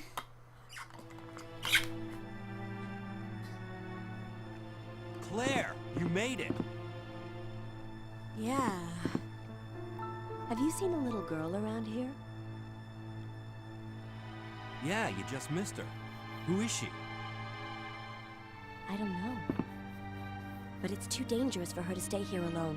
Leon, I'll go look for her. You go and find us a way out of here. Of course. But before I forget, here's a radio. That way we can keep in touch if something comes up. Well, there we go. We found Leon, but he's not gonna stick with us because, you know, Claire's got things to do, Leon's got things to do. I'll go look for her. You go and find us a way out of here. I love how interacting with Leon doesn't actually have Leon say anything, it's Claire that says something. Okay, well, anyways. Let's explore the room for now. Anything in the machine and the things? No. Okay, so you just came from here, Leon. There's a door here. The door is nailed shut. Doesn't look like I can pass through. Here, is that? Ah, okay. That's the door that wasn't locked but couldn't be opened. Well, if it's barricaded, never mind. We can't do anything with it. I just now noticed that the fake widescreen effect that appears during the dialogue scenes. I didn't even notice that. But yeah, it's there. Okay. Now I do...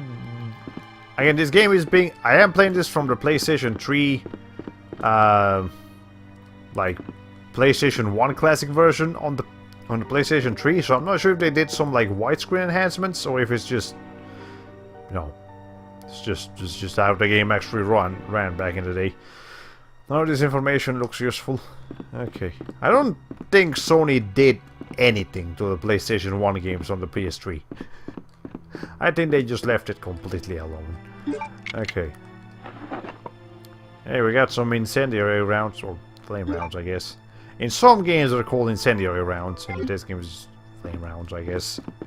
Incendiary was too big a word back in the day. As you know from the Sorcerer's Stone versus the Philosopher's Stone. The Philosopher's... Ow, this place. Okay. Well, Well, let's see. There's a puzzle to be done here. But I guess first I will explore the area. None of these books appear to be useful. It's just some black rectangles that appear at the top of bottom during the cinematic scenes. I've seen other games do this before. Yeah, I see what you mean, but let's see. Company data files primarily on Umbrella Inc. More company files. Many of the books are on profiling investigations. Again, we are in a police department. That makes sense. Oh hey, I'll take that. Okay. Nothing in the vase. Okay. The visa. Let's go up here. Many books on this shelf are about chemistry. More chemistry. Okay. So these books are a different subject. None of these books appear to be useful. I don't know what they're of, but we just know they're...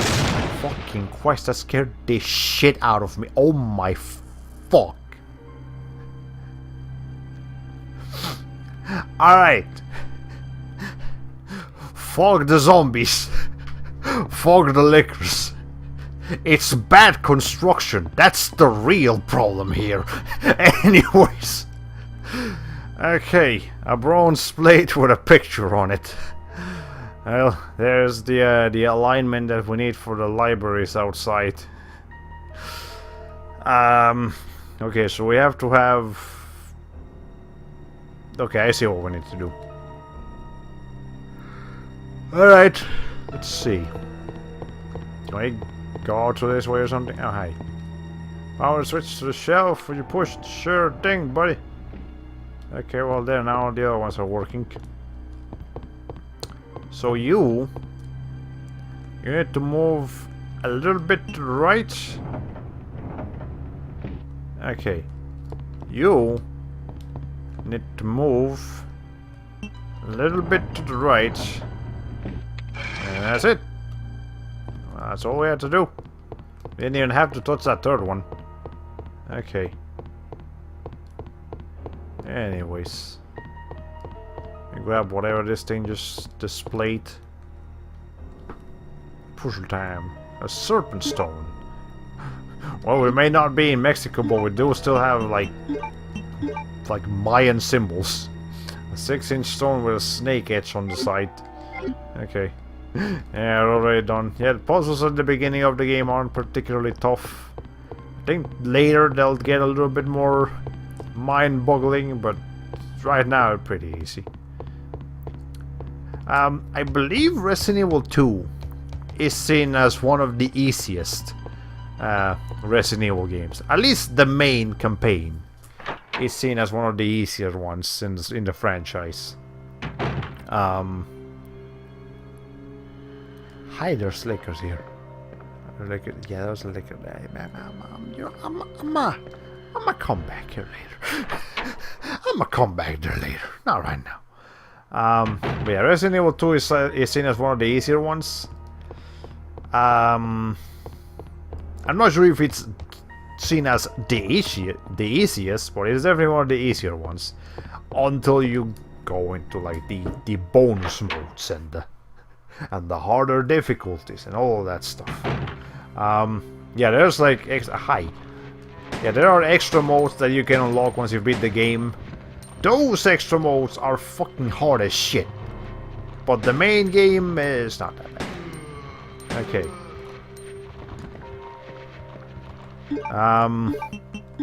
In fact, there's actually a whole lot of post-game content you can unlock in this game. That's... technically, even if you do all 4 campaigns, you can still finish this game under, like, 15 hours, I guess.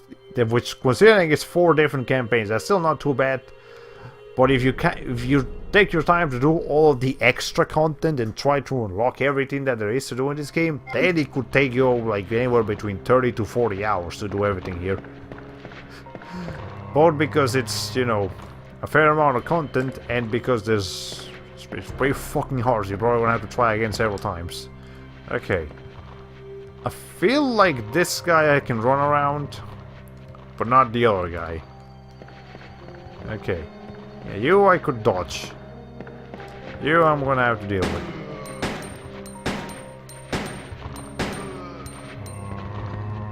He's not dead. Never mind, he is dead. Okay, whatever. Let's see. Oh, hi. An emergency ladder, would you push the button? Sure. Now we can instantly come up here from the downstairs area, and vice versa. Go. There's a zombie here somewhere. Camera, please. Oh, camera. I love you, camera. You're the best. You know what? Fuck it.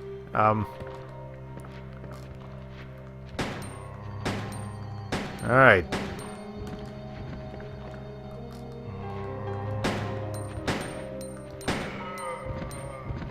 Alright, there. Jesus.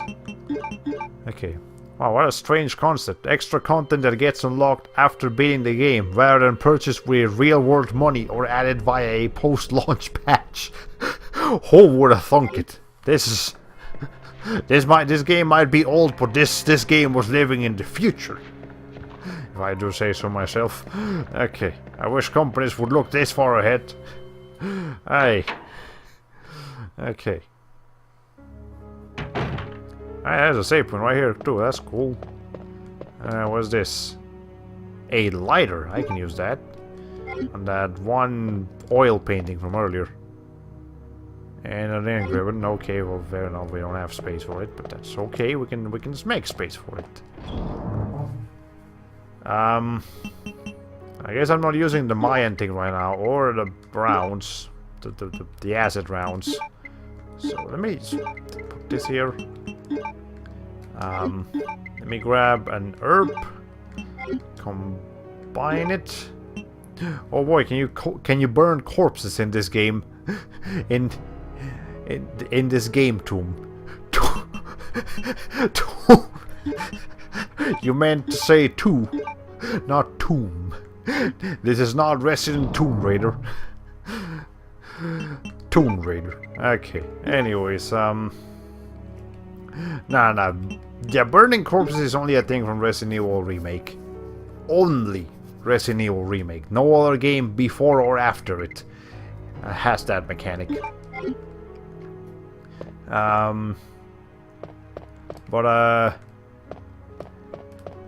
Anyways, back to the whole difficulty thing. Yeah, Resident Evil 2 is seen as one of the easier ones. Resident Evil 1 is seen as one of the hardest ones. The original Resident Evil 1, more so than the remake, despite the fact that the remake technically added more shit to do, but overall, the first game is pretty freaking brutal.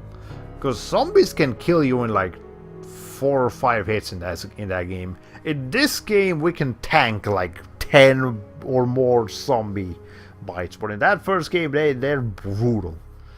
Okay, anyway, Secretary's Diary number A. You beat me to the Tomb Raider joke. Okay, anyways. April 6th, I accidentally moved one of the stone statues on the second floor when I leaned against it. When the chief found out about it, he was furious. I swear the guy nearly bit my head off, screaming at me never to touch the statue again. If it's so important, then maybe he shouldn't have put it out in the open like that. April 7th, I heard that all the art pieces from the chief's collection are rare items, literally worth hundreds of thousands of dollars. I don't know which is the bigger mystery, where he finds those tacky things, or where he's getting the money to pay for them. May 10th, I wasn't surprised to see the chief come in today with yet another large picture frame in his hands. This time it was a really disturbing painting depicting a nude person being hanged. I was appalled by the expression on the chief's face as he leered at that painting. Why anyone would consider something like that to be a work of art is beyond my comprehension. Well, like you can always say, just because a piece is very artistically impressive doesn't mean you have to like it. I can confirm that very extensively. Anyways, My phone's keyboard lets me hold a letter to pick an extended character. I can hold the M to pick a question mark. If I do it right anyway. I see there's a low reason for why this police station looks like a museum. Yep. The Chief Irons definitely has some things about him. Again, keep him in mind, he's going to be important. This water... I actually stopped using water bottles in exchange of just using filtered water, because I think it's just, you know, saving money and stuff, but it's definitely more annoying to have to refill the same container over and over and over, rather than having just like an army of water bottles in my little room fridge. Okay. Anyway, did I get that? No, I didn't. There's some ingredients here. There we go. Okay. Let's save with this. Let's go ahead and do that. Anyways, Resident Evil 3, as far as the difficulty goes... Okay, I think Resident Evil 3 is the most... like, the most stressful Resident Evil game. Purely because of Nemesis. Nemesis makes that game just a goddamn headache. Like, in a good way, technically. You know, in a horror, pressure, holy shit, this is a terrible situation kind of way. But it's still... Ugh. A game like this, you paranoid after a while. Not scared, just stressed out. So I guess it sits somewhere in the middle as far as difficulty is concerned. Resident Evil 4 is a lot more high. Okay, you're kind of fast. I don't like you. Resident Evil 4 is kind of... Resident Evil 4 is very skill-based, so... I mean, it is pretty hard too, all things considered. But, it can kind of depend from person to person. Okay. Anyways. How would you say water filter if there was a room in the fridge and if there weren't so many people in need of it every day? Fair enough. I don't like this place. What's over here? You know what? Let me... Okay. So over here, I'm gonna go back there. Because there's only like one room. Would you ever consider streaming Spooky Jump Scares Mansion? Spooky Jump Scare Mansion? I don't know. Like, I've seen gameplay of it, it looks okay. No. No. No. No. No. No. You're dead. Are you? I don't like fire zombies. They're not my favorite kinds of zombies. I fucking Christ, I just wasted so much ammo on you too. God damn it. Okay. Anyways. So the car on fire. Actually, that's a helicopter. So it's even stranger. But I guess we need a fire extinguisher for this. God damn, I'm upset about that. I need more ammo. I need to look for ammo. I can't keep killing every freaking zombie I come across. I need to apply some evasive strategies. Okay. Anyways. Yeah, I need ammo. Okay, well, it was locked before, not anymore. Alright. What's happening here? Ow! Okay, well, we're starting to get to a point where all the rooms in the police station are starting to connect. We're unlocking shortcuts as we go along. Anyways, here's some. He's been pecked to death by these crows. I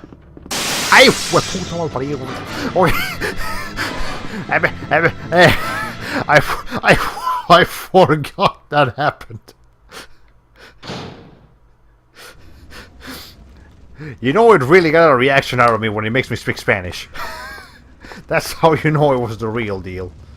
Okay, a water pressure valve with excessive pressure may rupture the water tank. Okay, we need to... we need to do something about... I guess we do have a... Yeah, see, it's a helicopter. How this helicopter got here? Well, I just have... The helicopter is complete... Is a complete wreck. Okay, well, we'll have to deal with that later. There goes my train of thought. Yep. That was pretty spooky. Okay, anything else around here? I don't see anything else. Oh, whatever. Go down here. There's probably some more enemies. There's a fair amount. Ah, yeah, there's a lot of them. I'm just gonna have to maneuver around them. I can't. I don't have enough ammo to keep wasting on them. This game can render a lot more enemies on screen than Resident Evil 1 could. Admittedly, it can still only render one type of enemy per room. Like, if you're fighting zombies in one room, you're not gonna be fighting lickers in that same room. Or crows, or dogs, or whatever. Maybe later in the game, once, you know, the enemies can get replaced, but there can't be more than one type of enemy per room. Okay, probably hasn't been working for some time. Okay. Nope, that's all it says in all the scenarios. I hate to say it, but the female zombie sounds like that goat on YouTube that keeps screaming, Bob, Bob, I guess. Oh, hi, here's a bow gun. Another one. Well, if you missed the one from earlier, there you go. Sure, I'll take it. Why not? Anyway, I see some ink ribbons there, but I gotta take this first. Valve handle. Okay, well, we know exactly where to use that. And again, an ink ribbon. I just saved, so I don't think I need to save again. But, let's see. Oh no! Oh no! I can't waste my ammo on you people still. Jesus. Okay, I guess we're just having to explore that place later. Once I have, like, ammo. I mean, I just got a bow gun. I can do that. I can do that. Hold on. Alright, let me go back in there and deal with those guys. Oh look, a gun, but there's no ammo. But there's another gun, and still no ammo. Yep. Okay. Well, these are... At least the music is gone. Any of you guys want to come over here? I mean, you're looking at me. She's having a day. They were probably just having like a normal... Okay, there. She's moving. Alright. A little bit closer, lady. I can't see with Mr. Man. Alright, there. She's dead. You're dead too. Okay. Yeah, so it uses up 3 shots per every time you shoot. So you gotta keep that in mind. You don't actually have 18 shots. You have whatever. Ow! I thought I could. God damn it! I could have saved. I thought I had to like go back and do. God, this game doesn't like me. That's what a random passerby would say in an area Reaper just fought in. Yep. Okay. Anyways, let's see. Okay, is there anything else down here? Any items in this like back area? No? Okay, whatever. Get me out of here. I don't ever have to come back down there, so I won't. Alright. Well, I guess we can turn the fire off. Be the immediate solution. Let's go ahead and do that.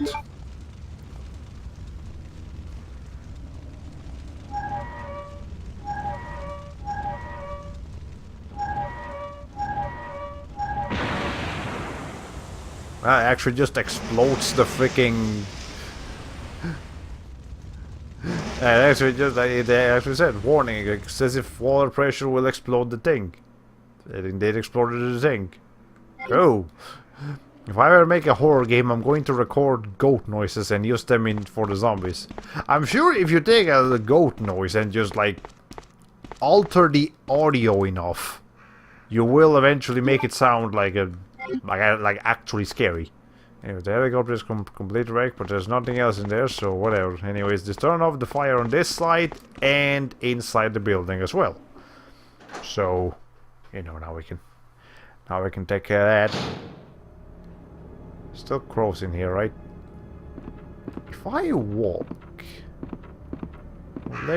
like they're here, but they're not chasing me. Nope, there they go. Okay. Alright, whatever. I won't have to go back to that area anyways, it's okay. Anyways. I actually have an idea for a horror game. It's kind of extensive, but door is broken, I can't go any further. There's no choice but to take out the wall. What? Oh. Oh, we have to blow it up. Okay. Cool. Guess we'll need to find some C4 or something. Anyways. Actually, isn't... Hello? Okay.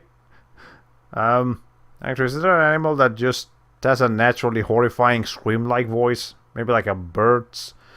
A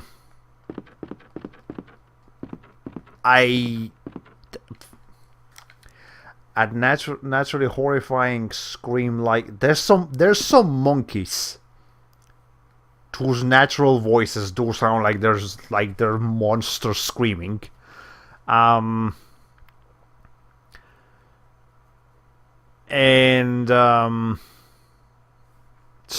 dogs actually have weird, like, you can look this up on YouTube. Like, there's just some weird dogs that have like funny voices, but if you take those voices in the different context, I'm sure they'll sound a lot scarier than they do funny.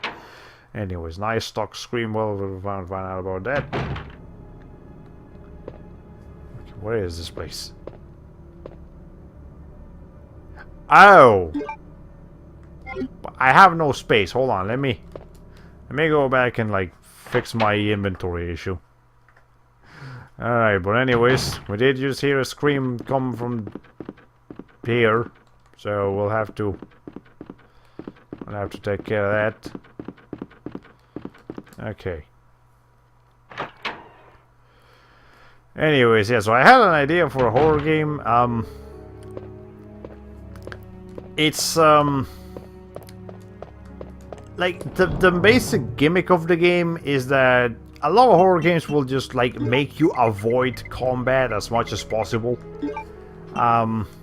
In this game, you won't actually avoid combat. I'm gonna just put that right all the way. In this game, you don't actually avoid combat that much. In fact, you actually have to go and like hunt for enemies, and it's not really like your character's some badass that can like do things, but you have to kill enemies because you need like their life essence or something, and you use this life essence to open important doors, but you can also use this life essence to attack and like make traps and, you know, make your life easier. So it's a thing where you're actually going out to fight monsters to get a very important material that you need. You need a certain amount of like life energy or whatever to proceed with the game, but you can get even more to you know, to make your life easier. But the gimmick, the thing here is that other monsters are out there killing each other as well. So you're actually under pressure for killing monsters before the monsters kill themselves, and then you can't get their life essence. And an even bigger gimmick is that some monsters would actually end up killing enough other monsters to basically level up and like mutate into stronger creatures. If the stronger creatures will definitely, be more challenging to kill, but they would drop a lot more life essence. So you have to, in your head, manage if you want to go out and just kill as many like low-level weak enemies as you possibly can, still putting yourself in danger, but not as much as you would from like the stronger enemies. Or if you actually want to let some enemies get stronger and avoid combat before then, so that you're better prepared for the stronger enemies and get more life essence in less battles. There'll be more difficult battles, but you're doing less of them. So it's actually an idea that I've just thought about for like just random ideas just random game design ideas I come up with, and that's definitely one of my favorite ones from what I've envisioned. Anyways, we don't need two of these, so I'm just gonna throw this one like way the fuck down here. There we go. Okay. Oh, I just remember there's an instrument that makes an ungodly, horrifying screaming noise. Okay, anyways, I want to call it a death whistle, but that's not the right name. What you're describing sounds not too different from level grinding. Yeah, I guess, but it's mostly a matter of applying it properly. To make it right. Have you played Shovel Knight Spectre of Torment? I have not. Does that have some similar mechanics to what I just described? That would be interesting. Maybe I could get some inspiration from there. I'm gonna take the slider with me, because I do know where I have to use it. Is there anything else I should be using though? Not particularly. I don't know what to use this, or this. So we'll just have to be patient with that. Anyways, but speaking of death whistle, there is actually something like that. It's some weird ritual that like a certain indigenous tribe used. They would take a human skull and carve it in such a way that it basically becomes an instrument, and when they like blow through that human skull, it sounds like a scream, and specifically it sounds like a death scream. So I guess you could look that up. Like it's an actual, like, I think it's called death scream or something, but anyways, nothing but an oil painting wrapped in cloth. Yeah, but that's the game. So if you want some scary sounds to use for like a horror game or something, that's a pretty good one. Okay, anyways, in New Game Plus, Spectre Knight has his life and mana fused into one resource bar. It constantly drains and is only refilled with health pickups and killing enemies, making every use of your special moves a risk versus reward scenario. Oh, that sounds interesting. It's like, it forces you to always be on the move, but you get a reward for acting properly. That's nice. I think, surprisingly enough, Tenchu, Rat of Heaven, actually has a mission where your life is being constantly drained, and the only way to replenish it is to kill enemies, which is really fucking weird to have in a horror game, but whatever, they do it. Anyways, there's a hole about the size of a fist. Ah, okay, so here's where one of the jewels goes. Here's the diamond key. Okay, that's cool. Yeah, something like that. Okay, that's pretty good. Okay, so we need 2 diamonds, or gems, or whatever they want to call them. An armored stone statues. The stand reads, Tyrannus the Brave revives with 2 lights. Okay, cool. Anyways. What's this one? Yeah, it's the diamond key. Okay, so the diamond key. That's over here. Actually, only the downstairs area seem to actually have, what's the name of it? Like rooms to unlock with the precinct keys. Okay. How do I get to those 3 rooms in there? There's more than 3 rooms. Hold on.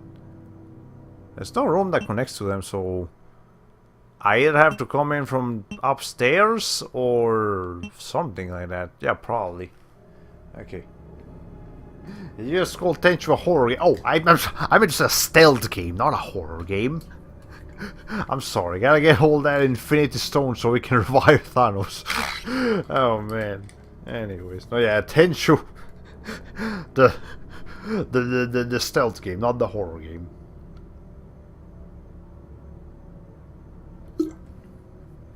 I mean, I guess it can be kind of scary if you get spotted and you just go into a panic, but that's mostly on you. That's not the game actually trying to be scary.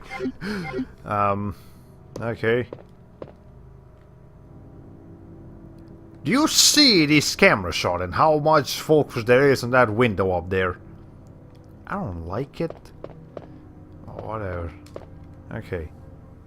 Stealth action survival horror dating sim. Nowadays, games try to have so many genres mashed into one that I'm sure there's actually a game out right now that you can get for like PlayStation 4 or Steam or something that has all those genres in there. None of them applied efficiently enough to really be worth it, but they're all in there. I can assure you that. Okay. How much ammo do I have again? I should still probably be a bit cautious. Actually, hold on, let me go back in there because I have ink ribbons that I don't need. Alright. Yeah, like every action game nowadays also has to have stealth, and sometimes they even like to have survival horror in there too. But, well, okay, not survival horror, but, you know, just horror in general, or at least something horrifying. And the dating sim part, well, that's just... Well, okay. With the rise of virtual reality, a lot of Japanese games, specifically Japanese games that use, that, you know, have a lot of waifus and stuff in them, have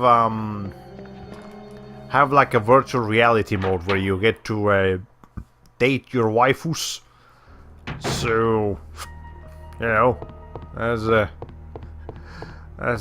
that dating sim is actually becoming kind of a common thing in Japanese games nowadays, thanks to virtual reality. Okay. Anyways, if Yandere Simulator had a dating sim component and also had you competing with fellow Yanderes, it would have fit the bill. I see what you mean. Okay, anyways, is there a liquor on this side?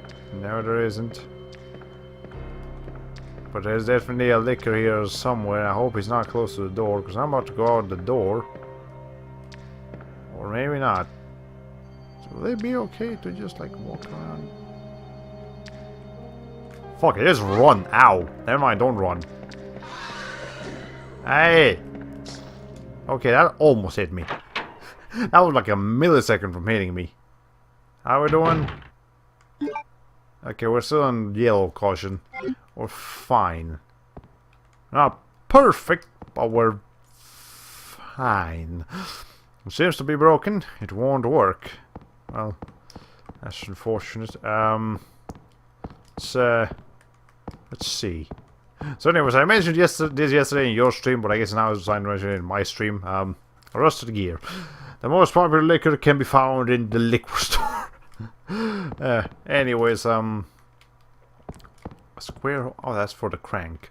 So anyways, recently I started talking to my sister for the first time. I never really talked to her because we just we didn't. She's 10 years younger than me, first of all, so we didn't grow up together. And you know, there was a bit too much of an age gap. But nowadays she's actually old enough to you know, to have a normal conversation and all of that. So I started talking to her, and you know, we're getting along better. And you know, I don't like that you're there. I need you like not there. You know, maybe I can just wait for him to walk past the door, and I'll be fine. Okay, well, I started talking to her, and it's all cool and stuff. And in the process of trying to get closer to her, I told her, hey, I'll find some like shows that I like, so that you can watch them. And obviously, because she lives in Colombia, she doesn't speak English, so I have to make sure they have Spanish options. Which thankfully, Little Witch Academia has a Latino dub. It's alright. It's not a particularly impressive dub, but it serves my purpose very well. You know, what I'm trying to do is just fine. So because of that, I myself started watching Little Witch Academia in the Latino dub just to see how it is, and it's pretty cool. It's fun. It's a little nice, engaging. Okay, it's you know, it's a heartwarming, you know, series of adventures with friends, and you know, it's pretty cool in that department. Should I go to this first? You know, I'm not. I'm gonna do I'm gonna get through that liquor door first, so I can just calmly proceed about my business. Anyways, any plans to get the whole family under one roof? Not that it's any of my business. You know, just to not go into detail, I can guarantee you that's not happening. I hope that she'll come over here to the United States, because she does have family here, so maybe my dad would be willing to leave his little town in Colombia to seek a better lifestyle for him and his daughter, even though they do actually live alright over there. Which would be nice, but she'd probably live in Florida instead of over here in Georgia.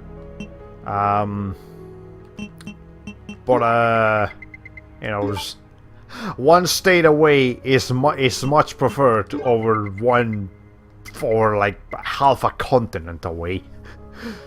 So you know, that's nice. And but yeah, so I've been talking to her. You know, the thing here is that I am starting to get back into watching anime, pretty much exclusively because of that, because I want to share with her. So you know, I just wanted to share that little story. I don't think she's into video games, and I can assure you that the main reason for that is because my dad hates video games with a burning passion. Like, he cannot stand the fact that I got into them. I'm fucking Christ, get the hell off. And you know, since he has much more direct control over my sister, he probably told her, no, video games are bad, don't do them. They're like drugs. So yeah. It'd be neat if your sister grew up to be trilingual, fluent in Spanish, English, and Japanese. That would be nice. Though Japanese is a very difficult language. I don't think she's gonna be learning that one. Maybe something else, though. You know. I hear that Korean is actually not that hard to learn. Like, Japanese is a pain and a half, but Korean is doable. Okay. Yeah, like, Korean is about as easy to understand, to learn as just like an average European language, I suppose. You do have to learn a new writing system, but it's not nearly as complicated as a Japanese writing system, with like literally thousands of characters that you have to memorize. Now it's just like on under 100.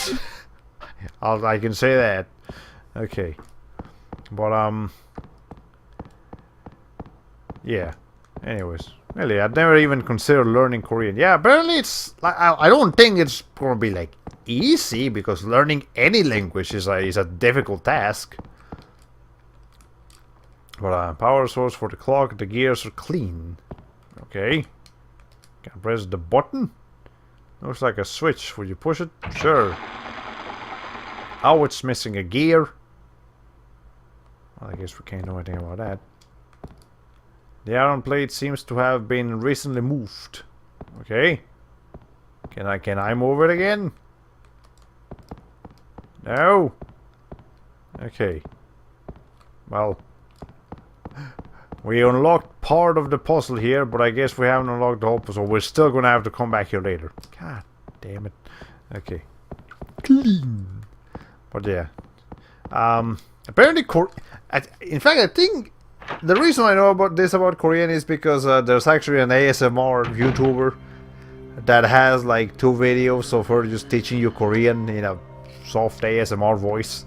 And she actually starts the YouTube, by the way, is latte ASMR, like the coffee latte. And she actually starts off by explaining that the history of Korean, and that the creator of Korean, Kim Se-dong, I think is his name, invented Korean because the villagers of Korea, like at the time, were still using like Chinese letters and stuff. But okay. Anyways, they were still using Chinese. I'm just going to use this. They were still using Chinese letter, which was a bit too complicated for them. So he invented a new, much simpler writing system that the villagers could more easily understand. So, you know, the whole idea of Korean is that it's relatively easy for people to understand it. So that's why I believe Korean is supposed to be, you know, one of the easier Asian languages to learn. Unlike Japanese, which is, I don't know why Japanese is so complicated. Like the other day, I looked up if there was like legitimately something like a simplified Japanese, and I found an April Fool's article about a simplified Japanese, but not an actual confirmed. Hey, there's actually a simplified Japanese, which I think would be a pretty good thing to have. Honestly, just my opinion, I guess. But Japanese is very it is very, what's the word I'm looking for? Yeah, it's a very difficult language that is used very widely across the world. You know, there's a lot of companies, you know, Japanese companies have business all over the world. So if there actually was a much easier form of Japanese for people to, you know, outside of Japan to learn, so they could communicate with Japanese companies, that would be much more convenient for, you know, an international market. But you know, that's just me. This is one guy speaking. This is not. I do not speak on behalf of anyone. Okay. Just what are these jokers that run around in video games, removing and hiding gears and cranks from various machines? That's a good question. Anyways, the April Fool's jokes. April Fool's article taught you how to speak Japanese. Okay, will you take the court? No. Actually, yes, I will. One of these key items leads to some trouble. There are 2 key items in this room. One of them is going to do bad. I know that. Do you trust this room? Do you, as someone who has played horror games before, trust this room? I don't trust it one bit. Okay. Anyways, Let's see, so what is this? Eagle stone. Sure, I'll take the eagle stone. Run for it! I knew it! I knew it! Thank you.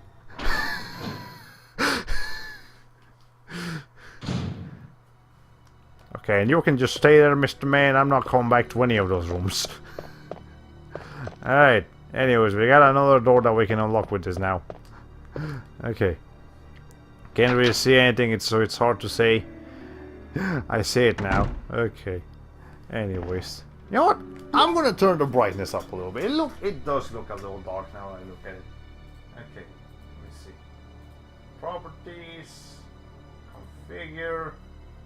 And let's put that up to like +8. Yeah, that should be. That should be enough. Okay.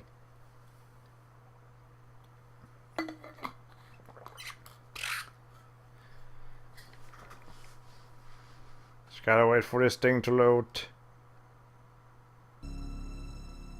Okay, cool. So let me know if that looks a little bit better.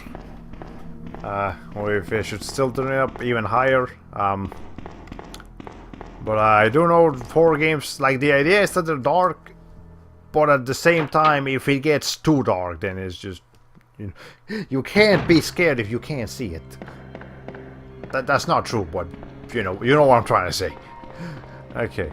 Anyways, once again we have to make our, but we do have this court now, so at least we got that going for us.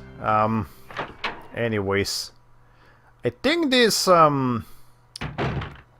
like snake stones and eagle stones and stuff, we need 3 of them. And we need to put all of them in one area. I think that's what we need to do with these. Don't remember 100%, but I believe that's the goal. Okay. This cord, however, I can use right now. And let me see if there's any other item I need to use right away. No. But I do need to bring, one of these with me. So hold on. Put it here. No, put that there. Okay. You know how people say Majora's Mask is the darkest Zelda game? Yes, I do. I hear that from what I do know of that game, it is fucking evil. But I'm sure it's not the only instance of dark themes in a Zelda game. I'm sure Twilight Princess probably has some pretty spooky stuff going on as well as I remember Ocarina of Time did have its disturbing moments here and there. Okay. That's literally true because the first major dungeon has a dark room with lots of tiny black shadow ball enemies. It scares me to death as a kid. Ah! Okay, literal dark. Ah! Well, that's... I told you... I didn't know that's the kind of dark, but you know what? That's fine. That works. There's a... there's some game on PS2 that's like... It's not a horror game or a dark or like an evil game, it's just a game that's unnecessarily dark. As in physically dark. It's really fucking hard to say. Like I think Mark of Cree. Yeah, that's the one. That game is super dark for no reason. Anyways. Oh, there we go, there's the other jewel. We burned his heart and we had a heart-shaped, you know, like hard-colored jewel. So now we can go back to that one puzzle, take care of that. But for the time being, we're gonna go use this precinct key, this diamond key, or the other door that we need to use. Let's see. Been recording for 2 hours and 41 minutes. So yeah, I think I'm gonna go for about 3 hours today, so we got a few more things we can do, but we're probably looking at ending the stream in not too long from now. Okay. What the heck was that? How exactly did that painting just spew out of an object? Well, this is Resident Evil. They have some strangely crafted puzzles all over the place in these games. Anyways. Let's see. Oh, Jesus fucking Christ! Okay, hold on. Hold the phone. Back off. Back the fuck off. Aye.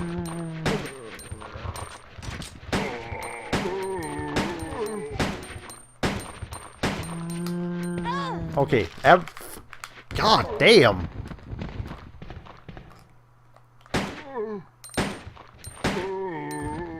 Alright. Holy shit. Yeah, I'm out of ammo, officially. I'm gonna see if I can maneuver around this guy's. Okay, looks we use lockpick, sure thing. What's in here? Fucking plastic bomb. Alright, we got a C4. Okay. All I need now is to destroy the wall being blocked by the helicopter. Is a detonator. Okay, for a truly dark experience, try playing something on the Super Game Boy with 2 to 4 of the colors set to black. Oh man. Okay, anyways, you unlocked. Cool, it was locked before apparently. Alright. I desperately need ammo. What's happening? Oh, this is this. Okay, hold on. That's not the button. Okay. Forgot we don't have a designated map button here. There is definitely something on the other side of that room, though. I'm gonna go back in there. Okay. Can I lure these guys out of there? Okay, I know there's at least 2 of them.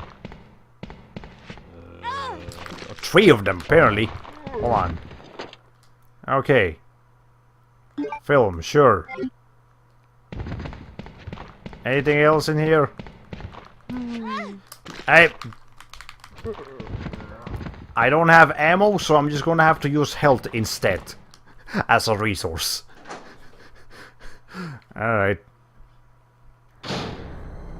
Yeah, I can actually afford more to get hit by zombies and then just knock them out rather than shoot them.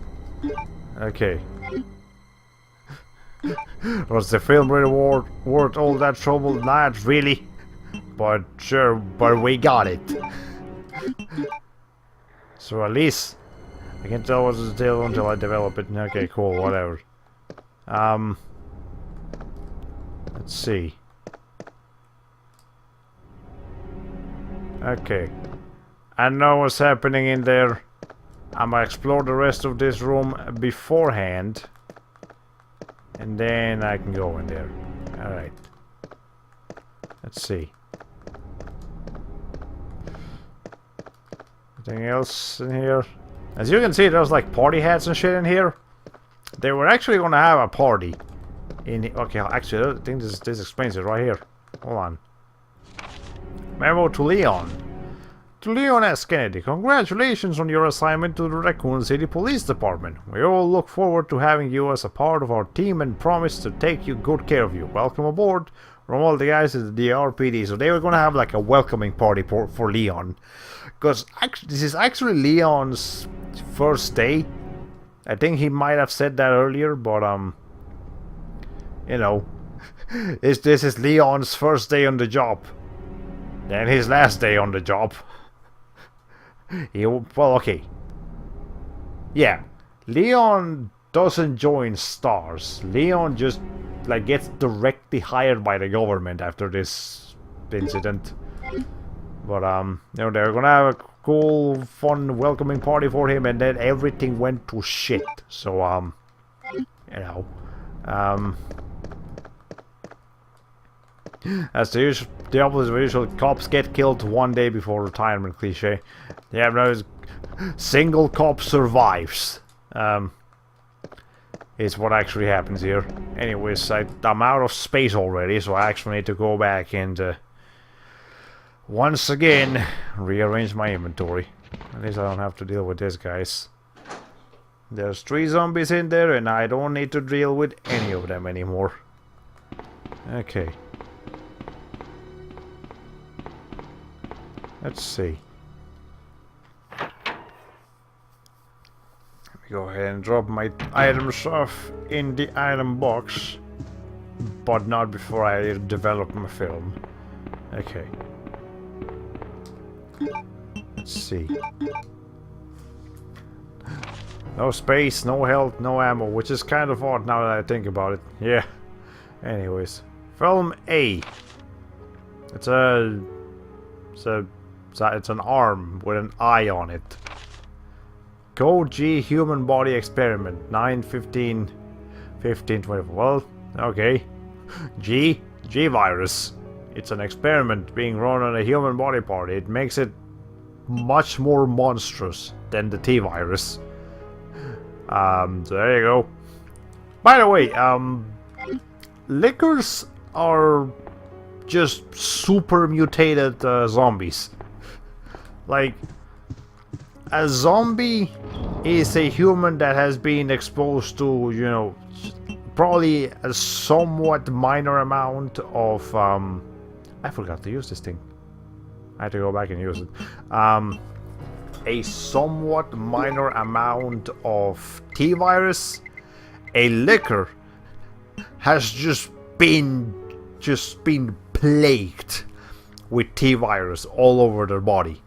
So, essentially they're super zombies. So, there you go. That's how lickers are. That's what lickers are, I mean.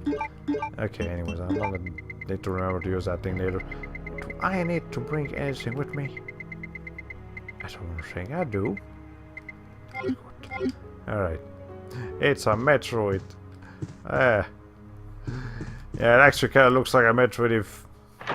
I'm sure Metroids would look fucking terrifying if they were actually put on a horror, hyper-realistic game. Then again, maybe they look pretty spooky in the Metroid Prime games. I guess when Metroid Prime 4 comes out, we'll find out. Okay. I know we're not getting too many new game news from Nintendo this year, but I sincerely hope we get some Metroid Prime 4 stuff next year, because I've never played any Metroid Prime game, but I am interested in them. They look pretty cool. Okay, nothing suspicious. Well, this guy's head's been cut off. There's Mr. Man. Alright.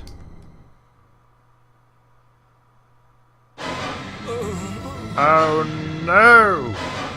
It turned into a zombie. There you go. That's how that happened. Fuck off. Okay. Jesus. Anyways, there's a detonator. By the way, that is the single scariest memory I have of this game as of the Resident Evil as a whole, as a kid. When I first saw that, when I was like 5 years old or 6 years old or something, from seeing my like my uncle play it or something, I fucking screamed, ran out of the room, and just like hid under my bed, screaming and crying like a little baby, because that shit just scared me so fucking much. Now it looks kind of silly, but as a kid, that shit just killed me. Okay, anyways, we don't need to do, but I did not mean to do that. Anyways, whatever. We got what we needed. We don't need to be here anymore. Let's just go. Okay. I like that the Matrix's appearance in Prime 3 counts as a horror experience. Well, there we go. Anyways. Hey. I did not mean to get hit twice by that guy. We don't need to kill him. We can just leave him be. We don't need to go back in that room. I don't think I missed any items, and if I did, well, it's not worth it. Okay. It's like Half-Life 1, where they break out of a containment in a research center. The power goes out. You don't yet have a weapon that can kill them, and you have to escape. Ah, that's pretty. Yeah, that is pretty spooky. Okay. Anyways. Go ahead and put this cable. I mean, you don't need to use it right now. Okay. Yeah, here. No, not that. This thing. Or short out soon. Okay. I can run now. Okay.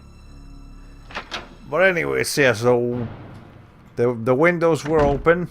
So I think after some time, and I think, yeah, there's a lot of hidden timers in this game. So I believe after some time that though that thing will short circuit and zombies will come out from there, so the police station will become infested with them. Okay. Anyway, should I heal? I'm gonna hold off for a little while. I know we're actually gonna be encountering another what's the name of these things? Item boxes soon. Anyway, I think what I'm gonna do is I'm gonna reach one more like story event, and once we've seen one more story event, then we can end the stream. You know, it'll leave you some suspense for the next stream. Okay, I think I can afford to leave that guy alone. Again, I'm pretty low on ammo. I can't really go around shooting too many people right now. I can definitely come across some more ammo later, but not right now. Okay. Here we need to go ahead and grab a couple things. I had to grab you two actually. I'm gonna do this one first, because I know there's yeah, like over in that room over there. This is where I need to bring the 2 jewels with. I'll get whatever item that gives me, and then we can take care of the explosive with the helicopter. Okay. The red jewels don't stack? Yeah, they don't stack. But that's okay. We can use them right now, so don't need to worry about that. Okay. So there's a red jewel here. There you go, she's got a jewel now. And this lady... There you go, you got a jewel now.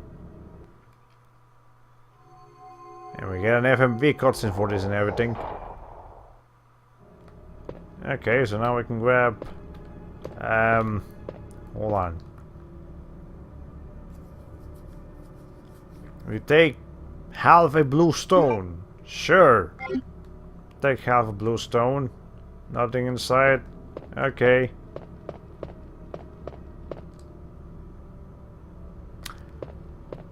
Are you sure nothing should have happened here? Okay. Cool. I'll take it. I wasn't expecting anything. What are you expecting? What? Me? I didn't say anything. Whatever.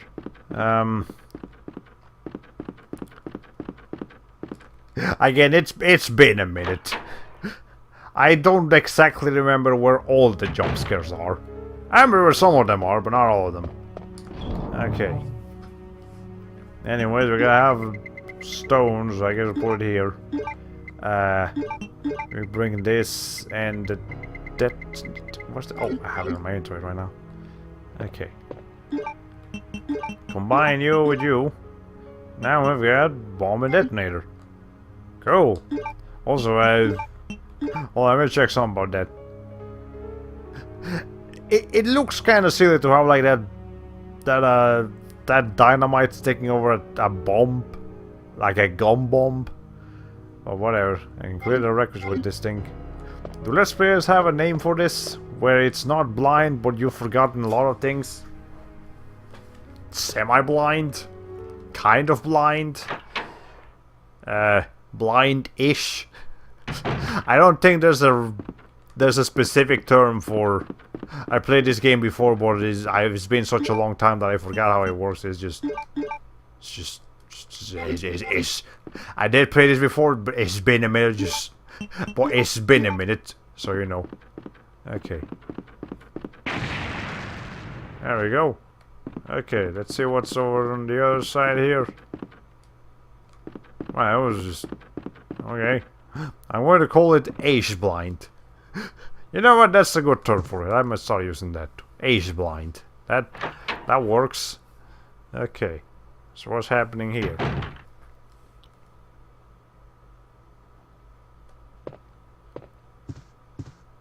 Hello? Oh, hi. Hello? There's a dead lady. Oh, I'm terribly sorry. I thought you were another one of those zombies. Are you Chief Irons? Yes, that's me. And just who are you? No, don't bother telling me. It makes no difference. You'll end up just like all the others. I mean, that's just giving up hope, man. That's the mayor's daughter. What? I was told to look after her, but I failed miserably. Just look at her. She was a true beauty. She doesn't look Skin zombified short of perfection. at all. But it will soon putrefy, and she will turn into a zombie within the hour, like all the others. There must be some way to stop it. In a manner of speaking, there is. Either by putting a bullet through her brain, or by decapitating her completely. Or burning her.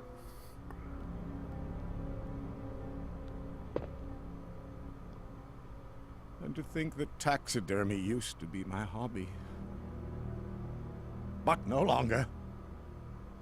Please, I'd really like to be alone now. So here's Chief Irons. He is as much of a piece of shit and as much of a creepy bastard as you thought he would be. He just killed the mayor's daughter for his own pleasure and used this as an excuse to, hey, she's gonna be a zombie anyways, I might as well kill her. Okay, well, whatever. Please, I'd really like to be alone now. Aye. Oh, sorry, I didn't hear you come in over my extremely loud fantasizing over this woman's corpse. Yeah, he's a creepy motherfucker. He's a piece of shit. And this is the main... and also with management like that, you can't be surprised that Raccoon City is in the situation it is right now. Okay. Anyways. I guess we'll keep going until we find a new save point, but that was the story event, so as I said earlier, we're gonna, you know what things are gonna happen over there. Things are going to happen over there, so I'm instead going to go back and save, and we'll leave that area for tomorrow. Is there anything else in this room? Besides Chief Irons, he's still here. Okay, he's still here. It's just, you know, you might say that he needs to be alone now. He's probably just like when we're not in this room, he's probably just sniffing and licking the blood of her corpse, because that's just the kind of person I expect that motherfucker to be. Okay. Anyways, I was about to make a joke about sexual harassment before I remembered. Oh wait, this guy literally committed murder. And probably got an erection while doing so. This goes way... this goes a little bit above sexual harassment. That's... murderous fetishism. Which is... I'm not... I sure hope that problem is not as often as I might think it is. But from the creepy people that there are in this world, that probably isn't actually like a real problem. This is like all over the place. Okay. Let us save the game. We made a total of 6 saves in our stream today. We can do 6 more as of right now, and I'm sure we'll be able to do some more later. But as of right now, that's all the time I have for you guys today. So I hope you enjoyed the stream. I hope you're enjoying the game. I certainly am. Again, this is definitely one of my favorite survival horror games out there. Like all the classic Resident Evil games are great games. Like they might have been overrated at their time, but they do deserve most of the praise they get. Sprays are very well made, very fun. They are legitimately scary when you don't know what's happening. I know what's happening, but you know, if I didn't, it's off to a promising start as far as the Resident Evil games go. Yeah, this is actually considered by many to be the best Resident Evil game. Like the three most popular Resident Evil games are Resident Evil 4, Resident Evil Remake, and Resident Evil 2. So 4 still gets more praise overall, but this game gets pretty high up there too. So that's why people are so excited for that Resident Evil 2 remake, myself included. Anyways, but yeah, I'll see you guys tomorrow for some more Resident Evil 2, and I'll see you on Sunday for the next not so good game I do, I guess. Right, but well, ladies and gentlemen, this has been all for today. So here says goodbye. Hollow Play 45.